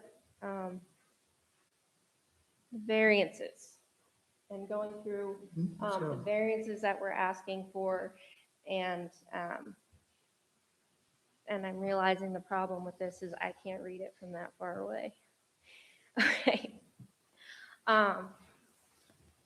So Let's see. I got it. I have it right Let's here. I know. Right? Oh my gosh, Annie, you're the best. Thank you. And they're in order, so this will work quite well. All right. So I did break this up into a couple chunks because it was a bit lengthy. The first set, the front yard setbacks and exception to yard requirements. So I've highlighted the areas where these variances are required. So you can see along Rose Avenue, the dugout along Rose Avenue. So we measured to the corner of the dugout to the property line. So you can see that that is, it's 3 foot 9 inches, not approximate, it's pretty precise, 3 foot 9 inches off of the property line is the closest corner of that dugout. The press box and spectator seating area, because it's a unit, the press box is over here, but the closest corner of that element is actually right here. So that is where that 1 foot 8 inches occurs, is at the corner of the spectator seating. And then there's also stairs, which we are providing. So these stairs are to provide a secondary egress. They are not for accessing spectator seating, but they do provide a secondary means of egress if needed, and they also provide another connection to the field as needed. So that set of stairs is another variance request, which these are 2 feet from the property line at their closest corner. Okay. So the next set gets a little bit more colorful because the variance is for linear elements such as the walls. So there are 2 types of the segmental retaining walls. One which are a consistent height and one which slopes down. So the exceptions to yard requirements for front yard fences and walls, the segmented retaining wall type A, which is proposed to be more than half solid. So that is the yellow that you're seeing here. That's the wall that that variance relates to. And what's the difference between type A and type B? Because it says, Yep. Yeah, it's what does that mean? Or is that, okay. So the 2 types of, well, oh, that was rude of it. So this is type A. So it's a full 8-foot wall. The type B we slope down. We're sloping down as quickly as we can with the grade to the outside of the field. And we have a chain link fence in front of it to hold the padding in front of it. So it's a slightly different configuration.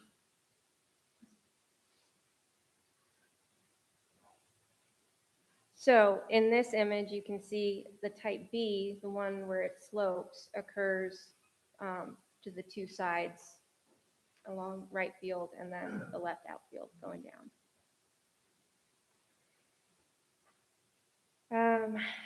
The padding at left field fence and home plate backstop. So in this area here and at the backstop, the padding is going to be, excuse me, that's what this variance requires or is pertaining to, and that's for the safety padding for the players, which is more than half solid. Okay, the press box, lock and load retaining wall, windscreen panels. So those refer to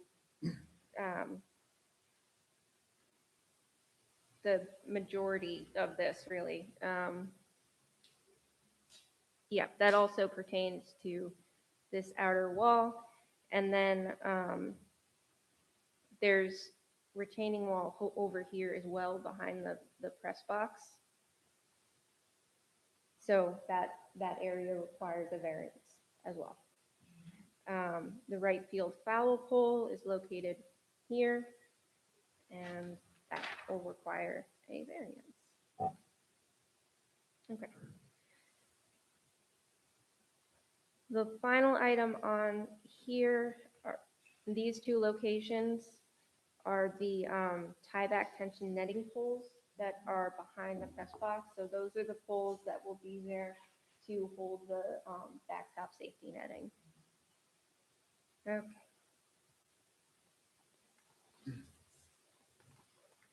So this next section, you'll see a lot of the same things are being highlighted, which goes to Annie's point that many of these things kind of overlap.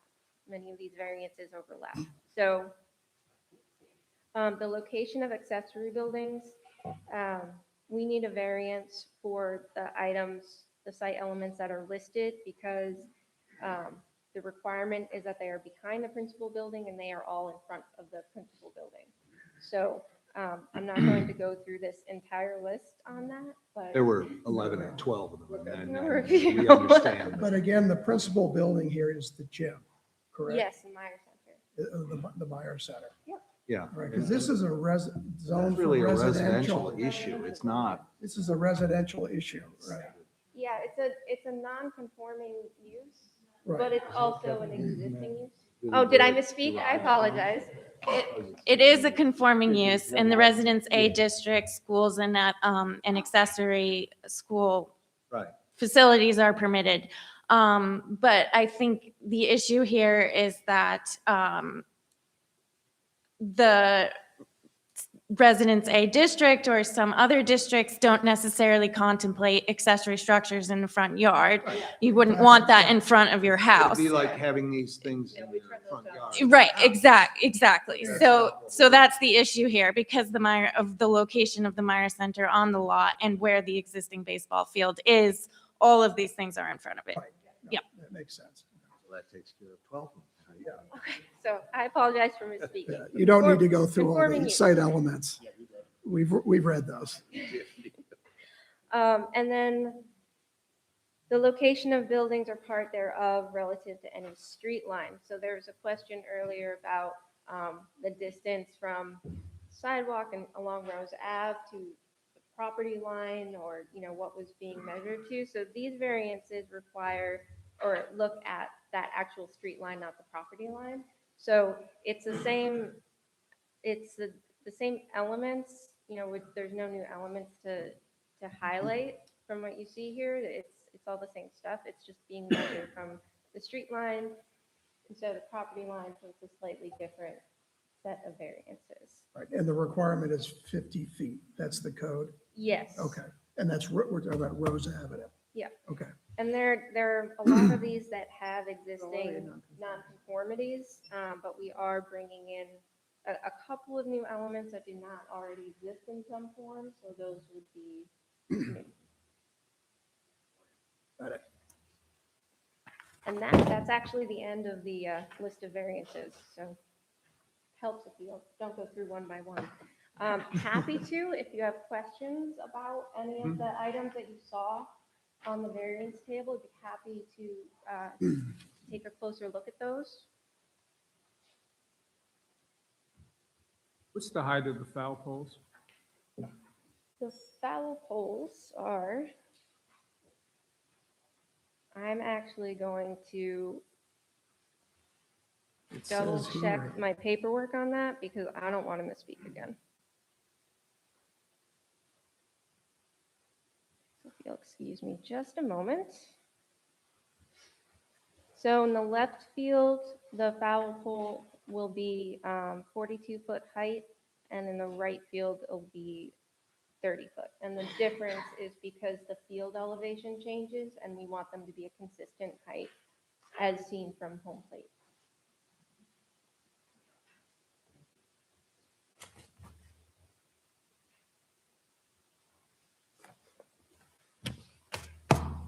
so does that conclude your Yeah. Iona's presentation? It does. It does, unless you would like more. No, I think before we, I think we're going to open it up to the public. Yeah. I'd like to do that now. Here. But again, any you folks want to weigh in, but let's open it to the public. And if you, and if you please would come up to the microphone and introduce yourself and speak into the microphone so we can hear you. Good evening. My name is Sarah Axelbaum, and I live at 2 McKinley Street at the corner of White Plains Road. I'm across the soccer field and opposite from this baseball field. I have 2 young sons who attend Tuckahoe schools and study at Concordia Conservatory.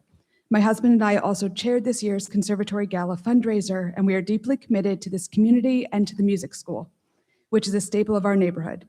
We have lived in Tuckahoe for over 7 years.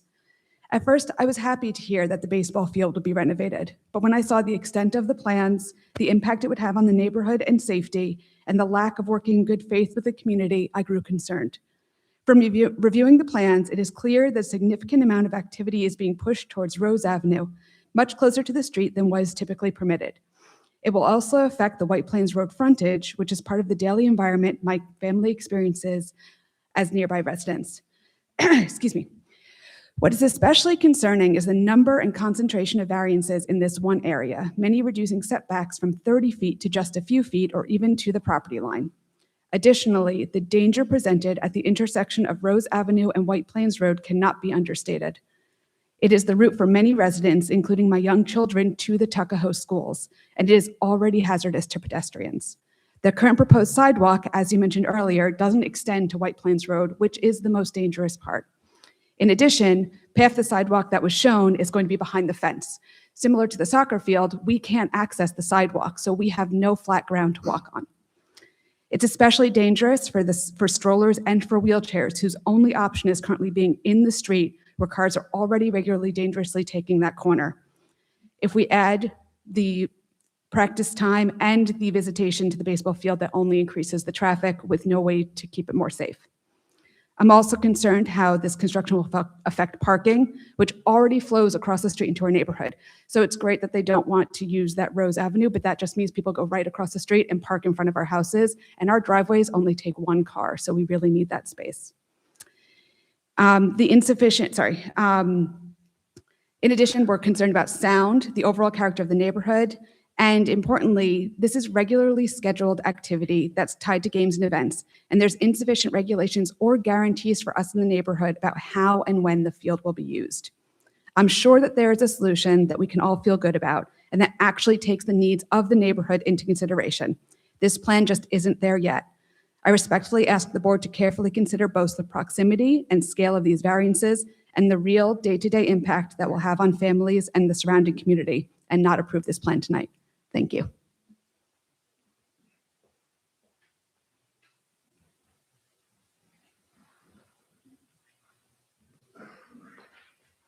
Hi, Jim DeVorstep at 45 North Road in Bronxville. I guess, I do think that Iona has done a good job listening to a lot of the community's concerns over last year. My one issue is I raised in a previous board meeting about like the flood mitigation. And I understand that they are taking some steps to address that, but I think it should be looked at holistically. And I guess my question is like, what's the plan for the rest of the property, for the softball field, et cetera? And how does that tie in here? So I would like some clarity on just what the rest of the property is going to look like, 5, 10 years down the line.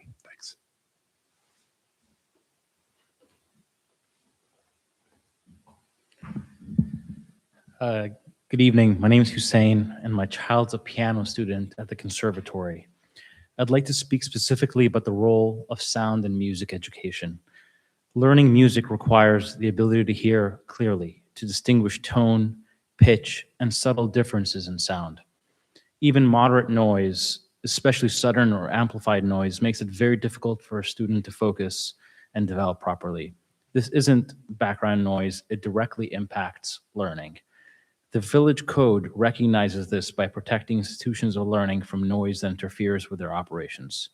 I'm here just to respectfully ask that any approval of this project ensures that sound impacts are fully studied and addressed so that students like my child can continue to learn and grow in the environment they need. Thank you.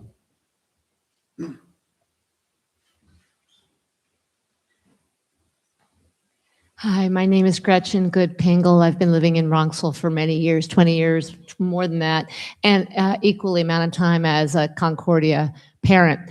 A couple things. I'm also part of a group that was instrumental in getting a recent crosswalk across Route 22 a few years ago, and it took a long time to do, but I'm part of a group that really wants to make Bronxville pedestrian friendly. So I was quite upset to see in the plan all across White Plains Road that there's no space for a sidewalk there, and of course along Rose Avenue as well. And the number of variances, I guess, are directly the reason why there's not ability for a sidewalk there. So that's something I'm concerned about. I also think that obviously a lot of time has been spent on making the landscape and everything, but it is definitely not in character with the rest of the village. It's much more urban, and sort of regularly planted trees take away from the kind of bucolic nature of the area. And obviously maybe that could be worked on, but the whole sidewalk issue is really big. Not to mention that Concordia looks like a tiny little island there with a new parking lot adjacent with no buffer zone, and the noise that's going to be augmented from people coming in and out of their cars and hurrah, hurrah, or whatever. I'm all for sports, but I just feel like there's a jewel of an institution in this community that our children have grown up in and continue to. I still have a son, a special needs son, who sings twice a week at Concordia, and he walks there, and he needs sidewalks. And the sound, there needs to be some protection of this institution when this whole plan is formalized. I don't know if this is the last ditch effort here or not, but we need to protect the Concordia Conservatory. Thank you. Hello, Susan Salerno. I live on Orchard Place.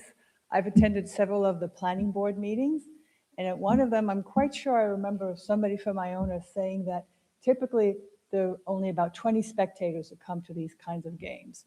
And today we're hearing there would be about 87 as an average. That's the 350% increase. It's a lot of cars, and I don't think there's sufficient parking. I know that they park along where I am, and now I hear other places as well. And I'm afraid with this increased attendance, they will continue, or the parking on both sides of 22 will only expand down to the residential areas, Greenfield, Woodland, Orchard, Tanglewild. It's inappropriate for residential area. I'm also concerned about the noise levels, which can travel, obviously, as you know.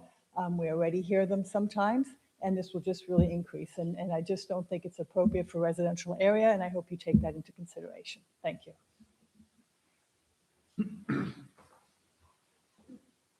Hi, good evening. My name is Joseph Farisi. I live at 5 Hobart Street. I've been a resident in Bronxville now going on almost 3 years. I don't see in any way, shape, or form how this benefits the community. It just makes absolutely no sense. When I look at these plans, what are the guarantees of parking? Where are all these people going to park their cars? I hope not on Hobart Street. And is it up to you? Your obligation is to the Bronxville residents, not to Iona.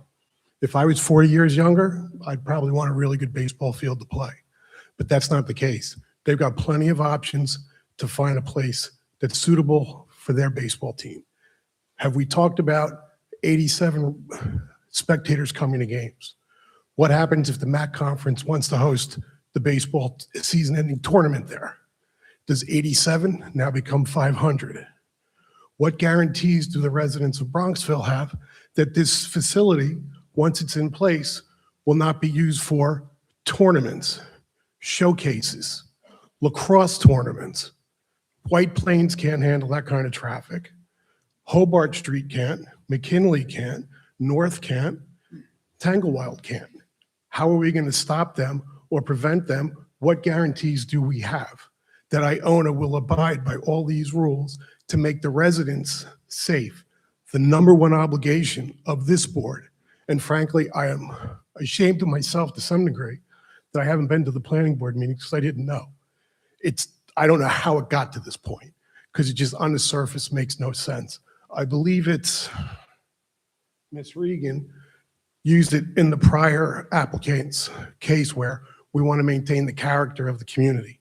We wouldn't let a family of 4 put a dormer on to allow them to have a little extra space in the attic so their kids could have room to watch TV. It's their house. Watch TV, have an office, work, and have your children next to you. And that was turned down because we didn't want to ruin the aesthetic or the character of the community of Bronxville. How in the world does that press box and this project make the character of Bronxville enricher? How does it help? What does it do? It adds traffic. It adds safety concerns. What's the security plan for Iona on the weekends if it's not going to be used? Now you have a nice facility. Our people from all over the Westchester can come and utilize the facility, play soccer, just walk on the field. Sure, there's a chain link fence. Anybody can get through that. How are we going to stop that? Have all these considerations been taken into account? And is this part of your decision-making process? Plans look great. They did a ton of work on it. That doesn't do the community any good. These other issues are way more important. How are we going to stop 80 from going to 300 to go to a game? How are we going to stop 2 years from now when they want to come in and put lights because their baseball program has grown and become successful? And I hope it does. Be great for the overall area. Love to bring my children to a game, not in my backyard. How are you going to stop that?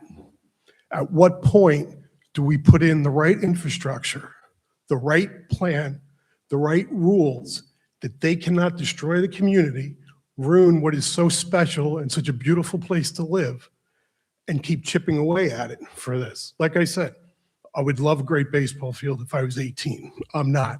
I live in the real world now. There's plenty of places that they can improve and they can find to put in the resources to make it a much better facility for the team and the players. And as all due respect to the coach, I'm sure he's tracked 1,000 baseballs. The difference between a Division I baseball player and the people who have been playing at that field in the last 20 years is night and day. There's no way those fences protect the community, protect people and the spectators. Yeah, you can stop a line drive. How are you going to stop foul balls going over the fence? And if somebody's walking on the street? So that study of the arc is imperative. It has to be done because you can't ensure that the community is safe if in fact somebody hits a screaming line drive. I'm sure somebody up there has played baseball and you know the difference between a practice throwing someone from a bullpen from in front of a screen and in a real game. It's night and day. And when you have Division I players like you do today who play at the level they play at, it's another consideration that I'm going to go out on a limb and say hasn't been thought of yet. And that's a big one for everybody who lives in this community. The more I stand here, the more I'm sure I could go on. If I was involved in this earlier, I'm sure I would have even more to say. But your obligation as a board is to the Bronxville residents, not to Iona, and I all due respect to Iona. They are not your constituents. We are. You have to protect us, our interests. Are we going to make Hobart Street a no parking street? Are we going to do the same for McKinley? How are we going to handle all those types of things? I don't know if you can just make a vote tonight and rubber stamp this. I think there's a lot of other issues that have to be taken into account. And if you postpone this and make them come back to address other issues, we probably get to a better place as a community. But I'll end it there.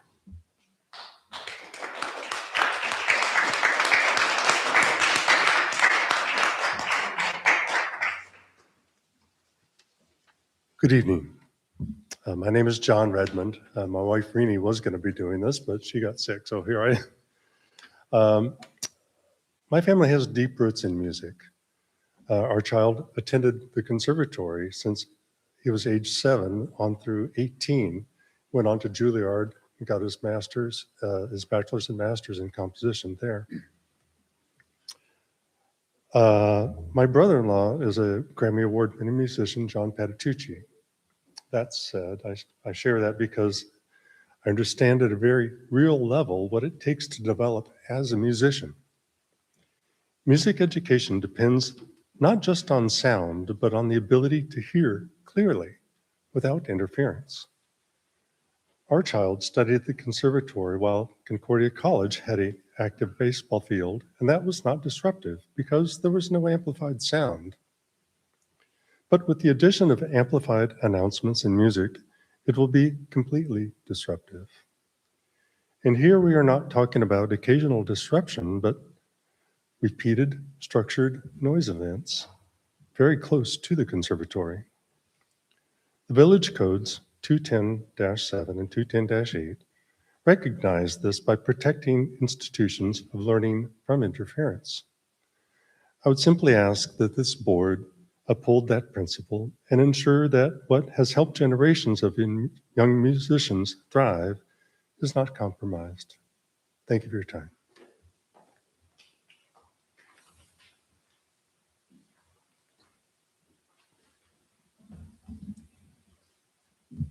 Can you hear me? Hi. I'm Carolyn Moriarty. I'm a board member of Concordia Conservatory and also a neighbor who lives very, very close to the campus. So I have 2 concerns here. Primarily noise, and I think that that's all of the neighbors are sharing that, and the conservatory is sharing that. The conservatory has served the community, providing music education to over 1,000 students, including neurodiverse individuals, public school partnerships, and families from across the region. Our work depends on something very simple but essential, an acoustically controlled environment. You can't teach without it. The village code is very explicit on this. Noise may not interfere with the operations of institutions of learning. Yet the current application, which includes numerous and substantial variances, does not demonstrate how that standard will be met, particularly with respect to amplified sound. Crowd noise and proximity to the facility is also a concern. It's not a theoretical concern. It's a direct operational concern. You've heard tonight about potential impacts related to proximity, noise, and the number of variants requested. Rather than speculate about a construction solution, we're prepared to fund an independent acoustic study by a very well-known firm, Cerami & Associates, to objectively evaluate the sound impact of the project, both during construction and during operation. As discussed in our February 2nd meeting with Iona University, the prior study by Kavanaugh Tochi was inconclusive, and Iona's Senior Vice President of Facilities and Campus Operations, Michael Schermiglio, acknowledged that there were discrepancies. A new study would provide clear data, a shared understanding, and a path toward mitigation.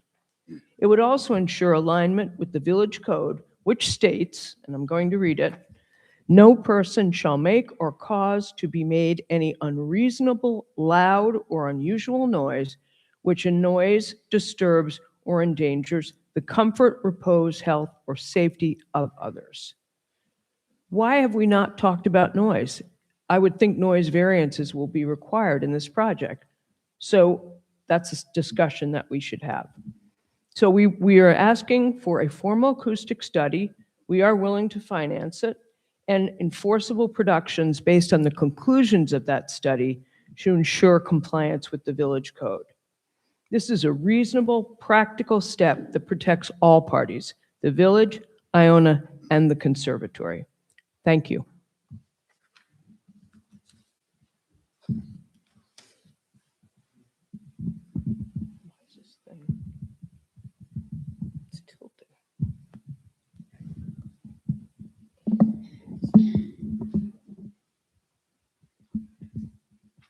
Good evening, one and all. I'm Kathleen Suss, the Executive Director at Concordia Conservatory.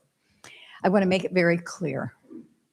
We support improvements to the campus and the baseball field, and we appreciate the continued assurances from Iona's representatives to make every effort to minimize the disruption to the conservatory's operations. In fact, following our February 2nd meeting with the Iona representatives, we worked in good faith with our council, Peter Frisch, Paul Weiss, and our board members to develop a memorandum of understanding.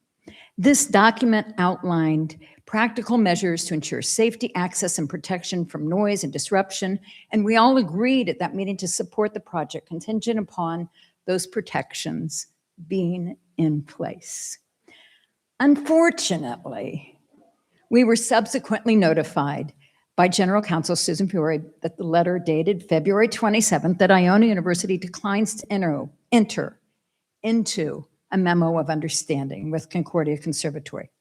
Finally, we respectfully ask the Zoning Board of Appeals to play its critical role in safeguarding the health, safety, and welfare of the community.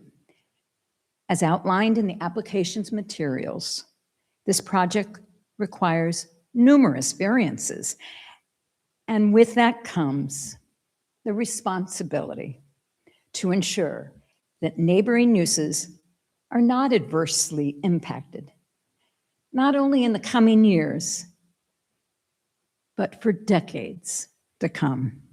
A strong, respectful community depends on thoughtful decisions like yours. Thank you.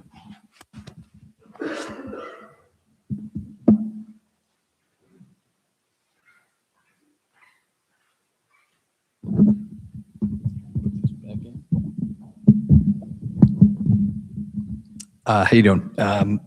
Bill Carney. I live at 101 Middleton Place. It's directly across from the softball fields, and I've lived there for 20 years. In theory, I'm okay with them renovating the baseball field. I think, it's kind of dilapidated now, so I think improvement is needed. But the main issue that I have is really traffic and parking on Rose.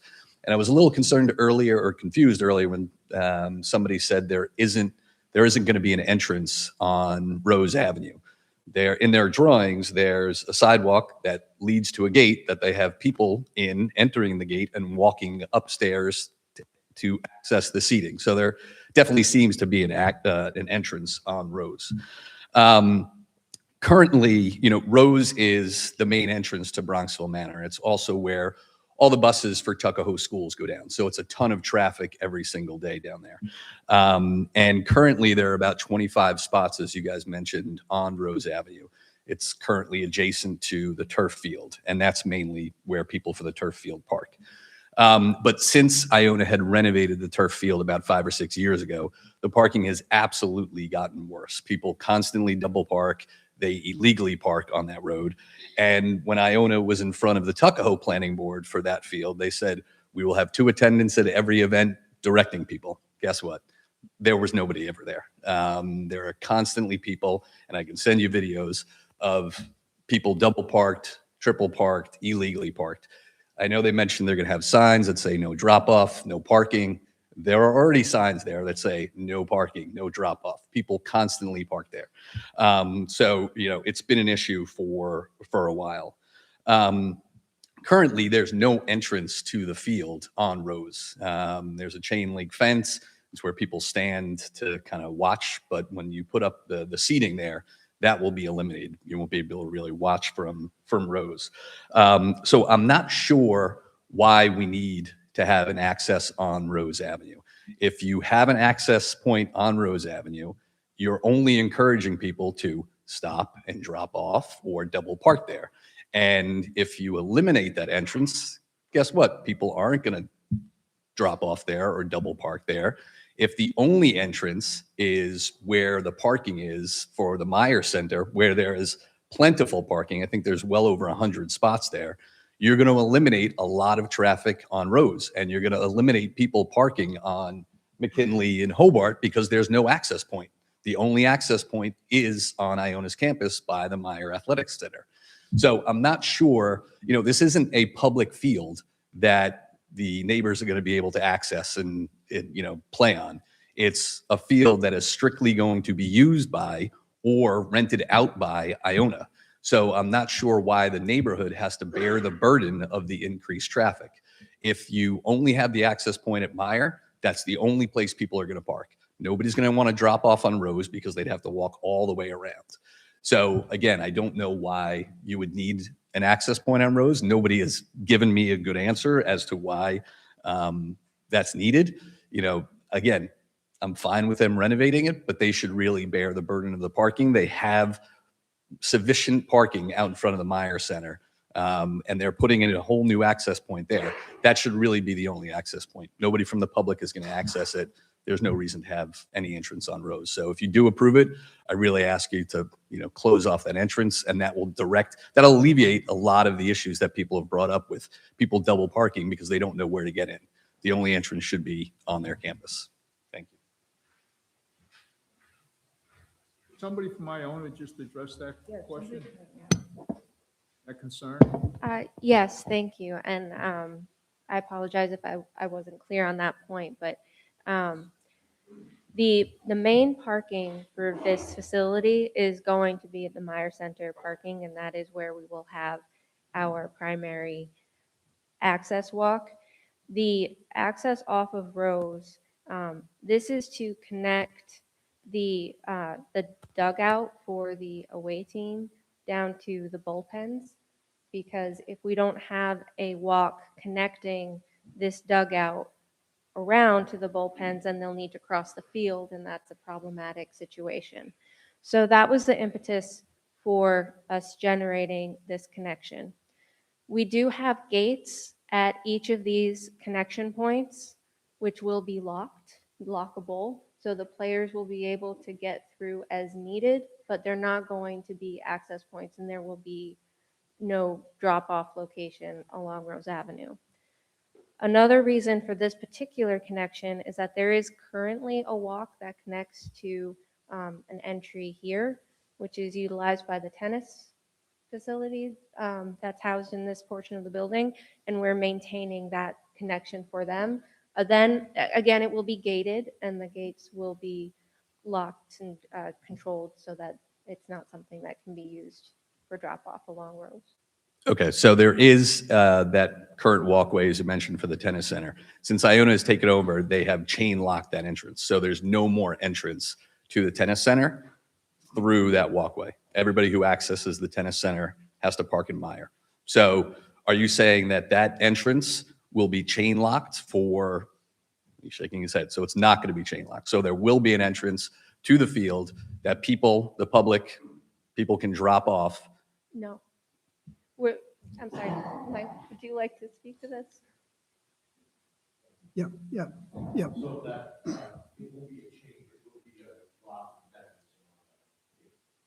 So will that entrance be locked for when it's being used?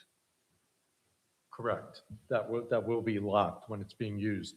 And one of our attendants will unlock it and lock it every time a pitcher has to leave the dugout and go into the bullpen. So they're going to have to, I'm sorry, I'm trying to understand. So there's a fence and the dugout is in the field, right?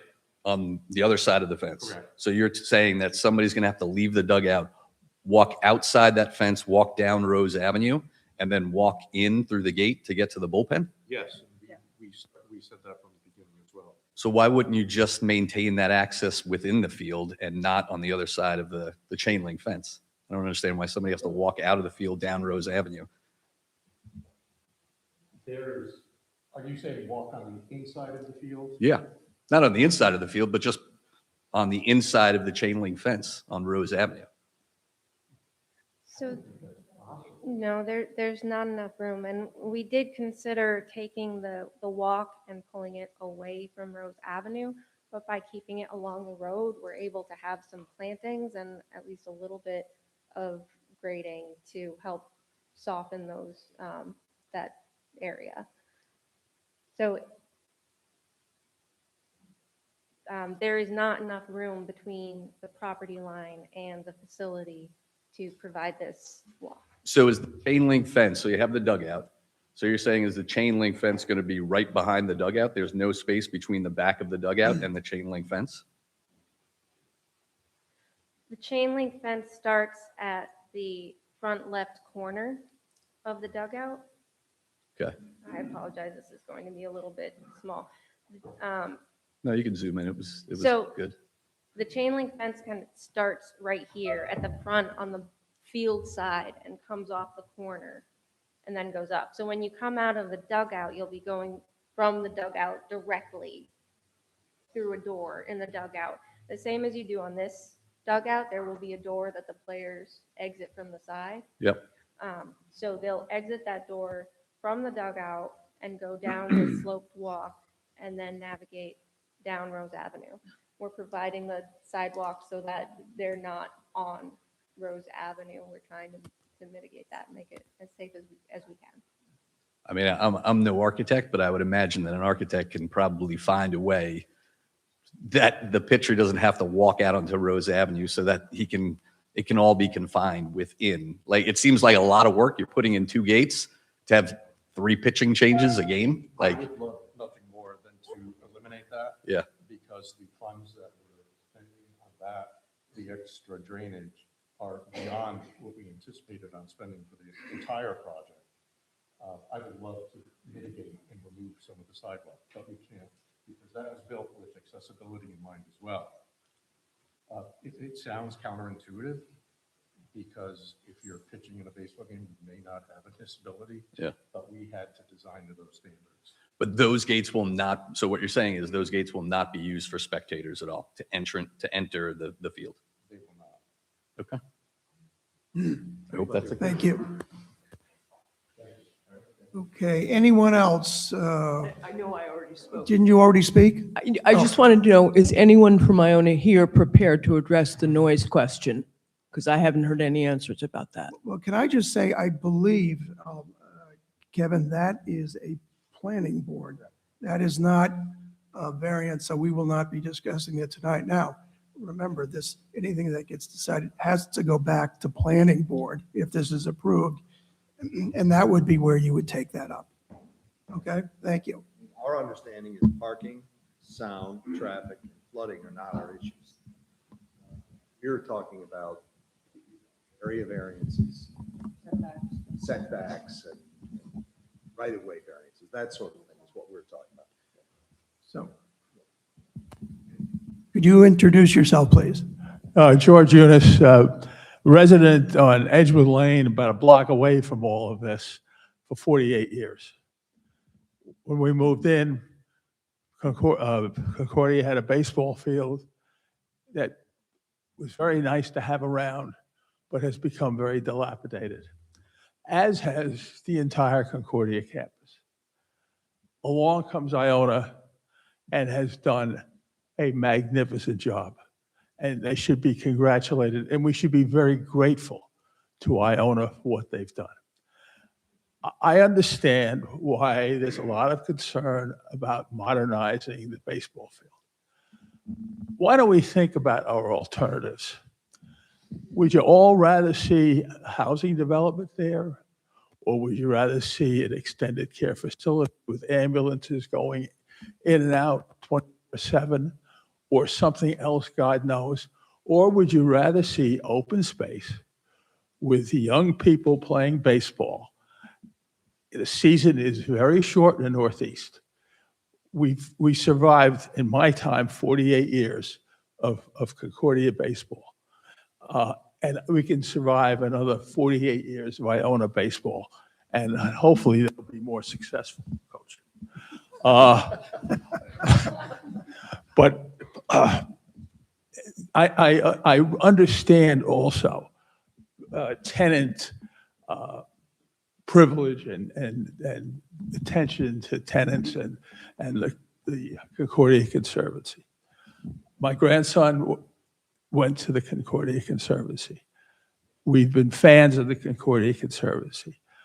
We should be very careful with interfering with the work of the Concordia Conservancy. However, the way tenants have rights, the landlords have to protect their investment. And if it really gets awful for the Conservancy, you know, they could go to other places. They really could. We don't want them to go. Nobody wants them to go. But I have a feeling that the way Iona operates, they'll take care of the Conservancy in a very civilized, very fair manner. And I think it would be a shame to scrap this project over nitpicking. I think it's, when you look at the condition of the present field, it really needs work. And if you look upon this really objectively, what is Iona doing? They're putting a lot of money, I don't even want to know how much, into a dilapidated, ugly, terrible field and making it something really nice that we can all be proud of. And maybe even decide to become Iona baseball fans. So at the risk of offering the minority opinion, I urge you to continue the approval of this process. And you know, let's iron out the questions with the noise and the parking. All of that, I think, can all be ironed out. Thank you.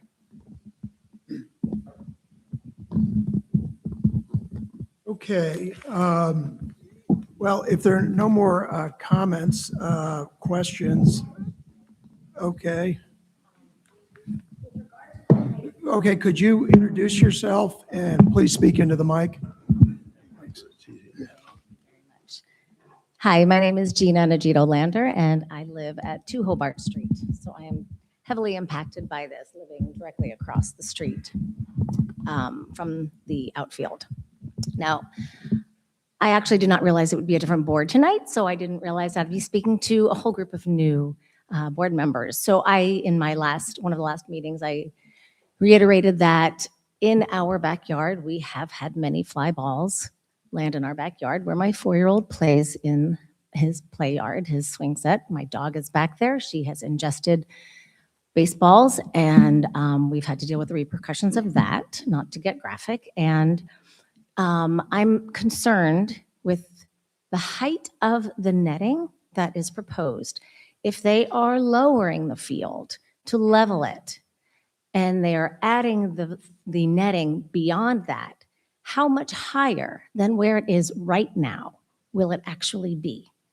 Because we now have only used it as a practice field with far less athletic players than D1 players. And so this is going to continue, if not the velocity and the danger is only going to increase with new players at the field. So if you have measured 40 feet at the new level, how does that change from where the existing height is now? I'm just curious because I know that these balls existing, they already, for the last 10 years that we've been living in Bronxville, have landed in the backyard. And so I'm just concerned with the height. So could Iona answer that question? Yes, so the home plate elevation is staying pretty close to where it is right now. So rounding off, not getting into inches. But so there's a 20-foot fence there now along that portion of the outfield. So by leveling the field, we would, in essence, be making that fence 8 foot higher, 20 feet. From ground level? Yes, but pause. Just Okay. bear with me, please. sorry, no, that's fine. So from home plate, the existing fence would is in effect 28 feet high from home plate. We're going to be making it 45 feet high along that portion of the outfield, and then 40 feet high from home plate for the majority of it. But how high is it from White Plains Road? The height from the road, not from the field. 32 feet. 32. Subtract the 8 feet. Well, this It's- and then this one. 10, right? So from White Plains Road, because that's up higher, Yes. so you have the 8-foot wall, and then you have Yeah. 32 feet to the top of the safety netting pole. Now, I think that this was to the standard 40, and it would actually be 37 with the Because 45 you're lowering the foot field. addition. You're leveling the field. Right. So that brings Yeah. the field down. Yeah, so the field goes down, but the road does stay the same. So right now It stays at White the same. Plains, you're seeing, We know. not that ambitious. So from White Plains Road, you're currently seeing the 20 feet. You will be seeing 32 feet for the majority of it and 37 feet for the portion immediately at the end of the first baseline. Could that be increased? That's a weighted question. I mean, technically anything can be built, but it becomes an issue of structural buildability and also the assessment that we have, which indicates that, you know, based on typical field conditions, what our experts understand, what the safety netting folks recommend, like all these indicators telling us that this is going to catch the majority, if not, I can't say it will catch all, but we anticipate that this will reduce the number of baseballs, at the very least reduce the number that go over that. Okay. I also just want to mention that Hobart Street alone has 28 children. It's a very short block, and we have 28 children that continually walk along White Plains Road, and they do cross the road to get to the fields or to get to a Concordia Conservatory, which my family does as well. And the idea that a ball could fly onto oncoming cars on White Plains Road, onto the sidewalk, into my backyard is the safety concern that I have.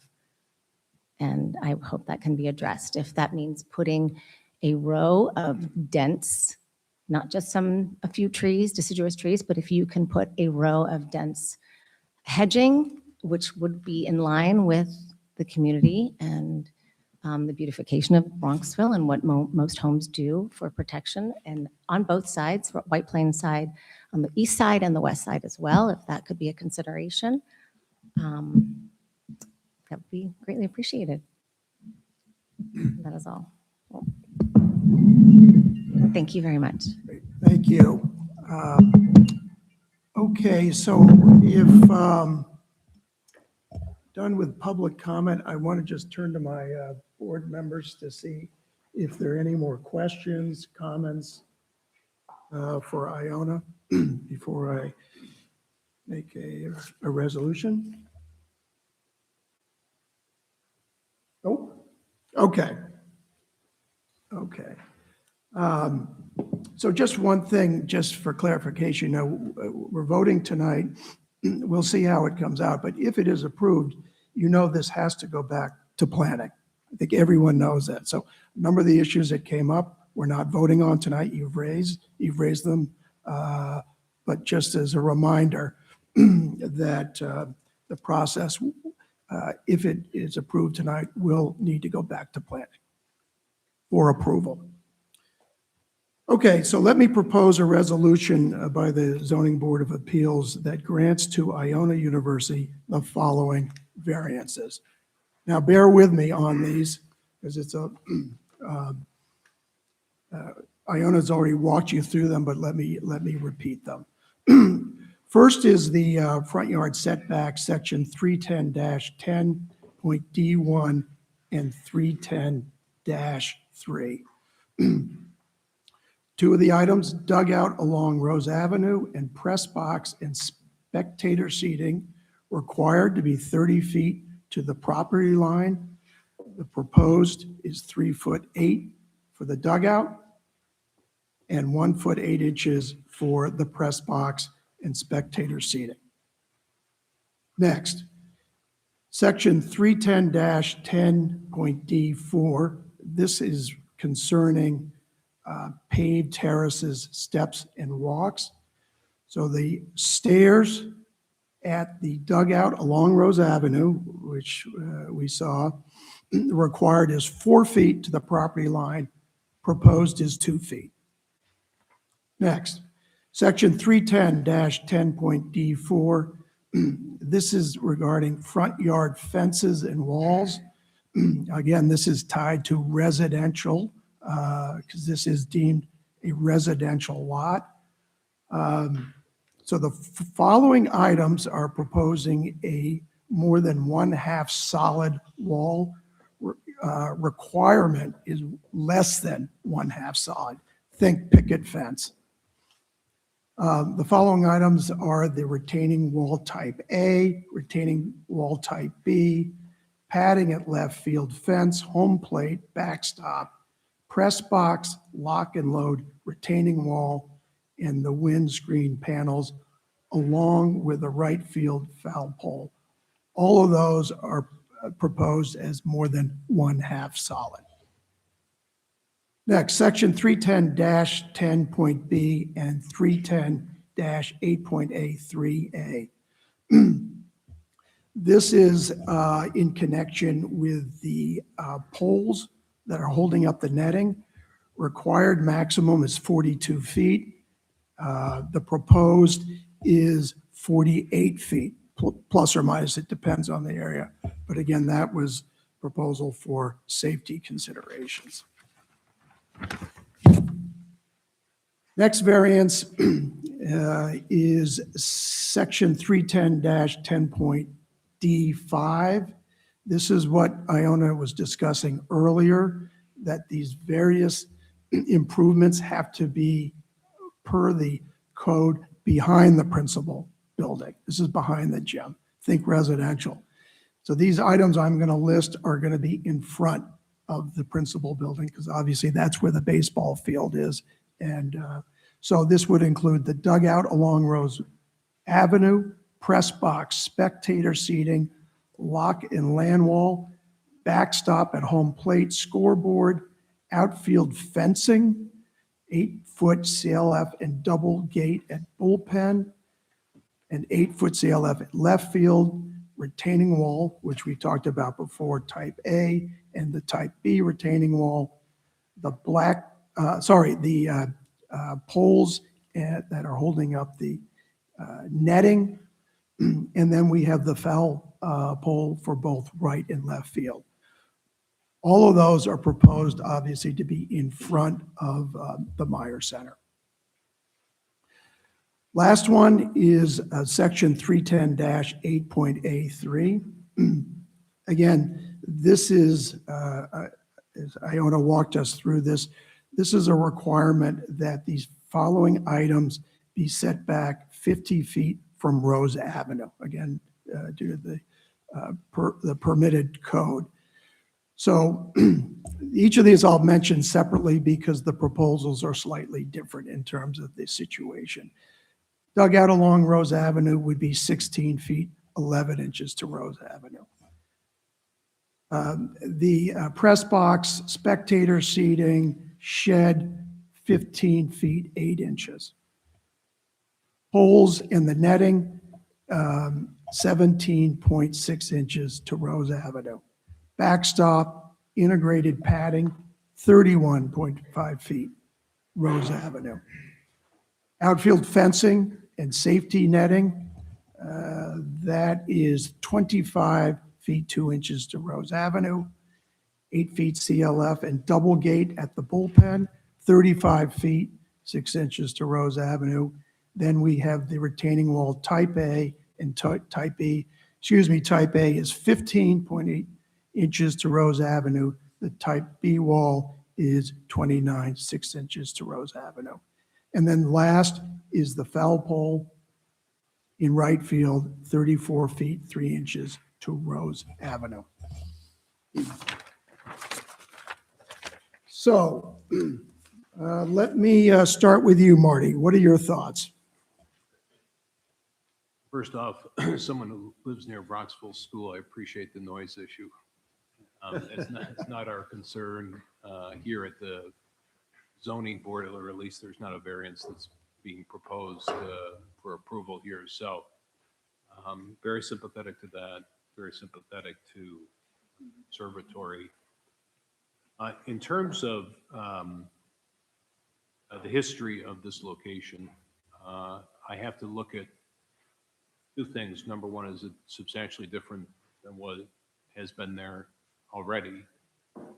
And the second is, what has Iona done with the planning board to protect safety for the residents in the area? And I feel as though they've been responsive. I actually measured out from the foul pole to the 6-foot fence on Hobart. I think it may be 2 Hobart. So it's like a 340 feet. The elevation is another 10 feet, and you've got obviously the fence, but that would be about, I use ChatGPT, that's about a 360-foot shot, which is possible, but probably infrequent. We get lacrosse balls all the time across Midland Avenue, and obviously there's some risk whenever you have a sporting event in an area. But I do feel as though what they've prevented is the substantial risk of people getting hit by a ball, and that's the biggest issue. The other issue I had is, could somebody fall off the bleachers and end up on Rose Avenue and get run over? Or the school buses, which are a higher height than obviously cars going by, and is that 20-foot fence adequate? And I think it is. As I've actually been over there 3 or 4 times to try and figure out the risk factors, and so I would approve, and obviously solidifying the walls around is a natural and safe thing to do, as opposed to our typical front yard. If you should have less than a 50% solid fence. Here the situation is completely different than somebody putting a fence in front of their house. So as it relates to these particular variances, I would approve them. The other issues like parking, noise are addressed by the planning board to the satisfaction of the community. Thank you, Marty. John, your thoughts? Similar to what Martin said, I understand the concerns you have dealing especially with the noise, parking, traffic. Again, I think that is for the planning board. Variances that Iona is seeking, to me, per se, are not that substantial based on the usage that's been there for many years. Having said that, I don't see an adverse or effect or impact based on the variances that they're seeking. Noise, parking, traffic is an issue with those, and that should be taken up with the plan. Based on what we're here to address, I'm in favor of the variance. Janie, your thoughts? I agree with both my colleagues here that the benefit detriment test in this case goes in favor of Iona. I don't think it's detrimental either. I think what we've done, they've done a lot of things to already mitigate the problems, and I think they'll continue to meet with you guys. The planning board will, and talk. Iona seems like it's done a wonderful job so far of trying to communicate. We understand. And there's 20 games a year, so always keep that in mind too. It's not throughout the year a lot. So some of these things that will be concerns, we're not covering them, but I think for all of you people who are concerned with the noise and the traffic, remember it's a certain amount of days a year, and I think Iona's gonna do what they can to help that out. So I don't consider these substantial either, because most of these are already here. Almost all of these were non-conforming already. It's not a residential building. You don't have to be concerned with the solid fence or anything like that. So almost every one of these has been there already. So yeah, I'm in favor of it. And I think Dr. Eunice said it's true. I think they've done a beautiful job in what they're going to do to improve our communities. There's a lot of things that taking up that space, and I think the base. Charlie? Okay, I just want to, a couple of comments. We've spent a lot of time, and all of you have spent a lot of time. We've spent a lot of time. We'll spend a lot of money on this. This has been one of the most contentious issues you've dealt with, and even more so for the planning board. They aren't finished yet. But a couple of things I've heard tonight. First of all, Iona is a member of the Bronxville community and an entity that we need to consider, because Iona contributes significantly to the Bronxville community. Most importantly, so I've heard tonight, in hosting the Conservancy. And you know, that I believe is a tenancy at will. There may be a lease, I don't know, but so that's something that definitely contributes to the community. So I do think that, yes, we need to consider the residents and all of that, but we also need to consider Iona's needs as well. Most of the issues, and you've heard this from everyone tonight, because this was the first thing that we thought of when we heard the public comment, most of these issues that are causing public concern are planning board issues. They're not zoning board issues. We don't deal with sound, we don't deal with parking, traffic, flooding, indirectly maybe traffic, or flooding. Any of those issues are issues that I believe the planning board is not finished with. They have to finalize their approvals. So you can certainly go back to the planning board and address those issues. We have to consider only the issues that are before us, okay? And a lot of these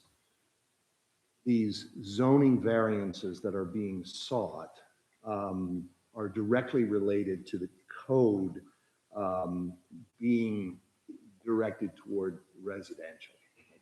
And this is not a residential problem.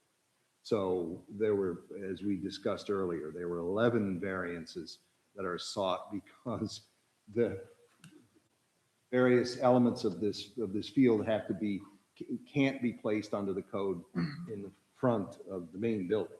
Well, that's because, you know, residential lot, you wouldn't want a foul pole or a dugout or a press box in front of your house,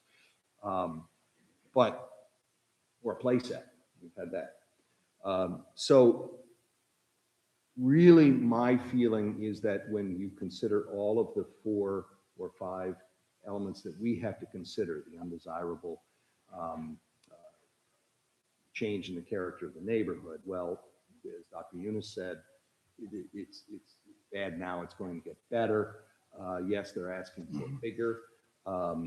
It will, you know, there are benefits here. So given all of that, I am voting in favor of the variances for the reasons I've stated. And I concur with my colleagues here. And again, I'm maybe being somewhat repetitive, but we do look at these 5 determinants. It was in the application. We consider them all carefully. So for example, we don't see an undesirable change in the character of the neighborhood. We don't see these specific variances as substantial and so forth. So I agree with my colleagues. That looks like we are unanimous approval of these variances. I would ask that our village council, which is represented by Jim Stout over here, if he could assist the village in preparing a summary of tonight's meeting and the vote.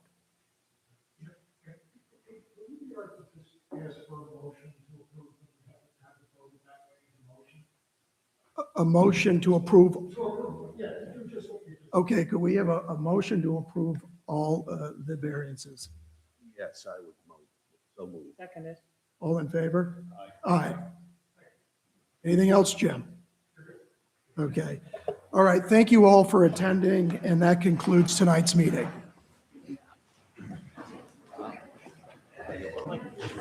Good thing, Mike.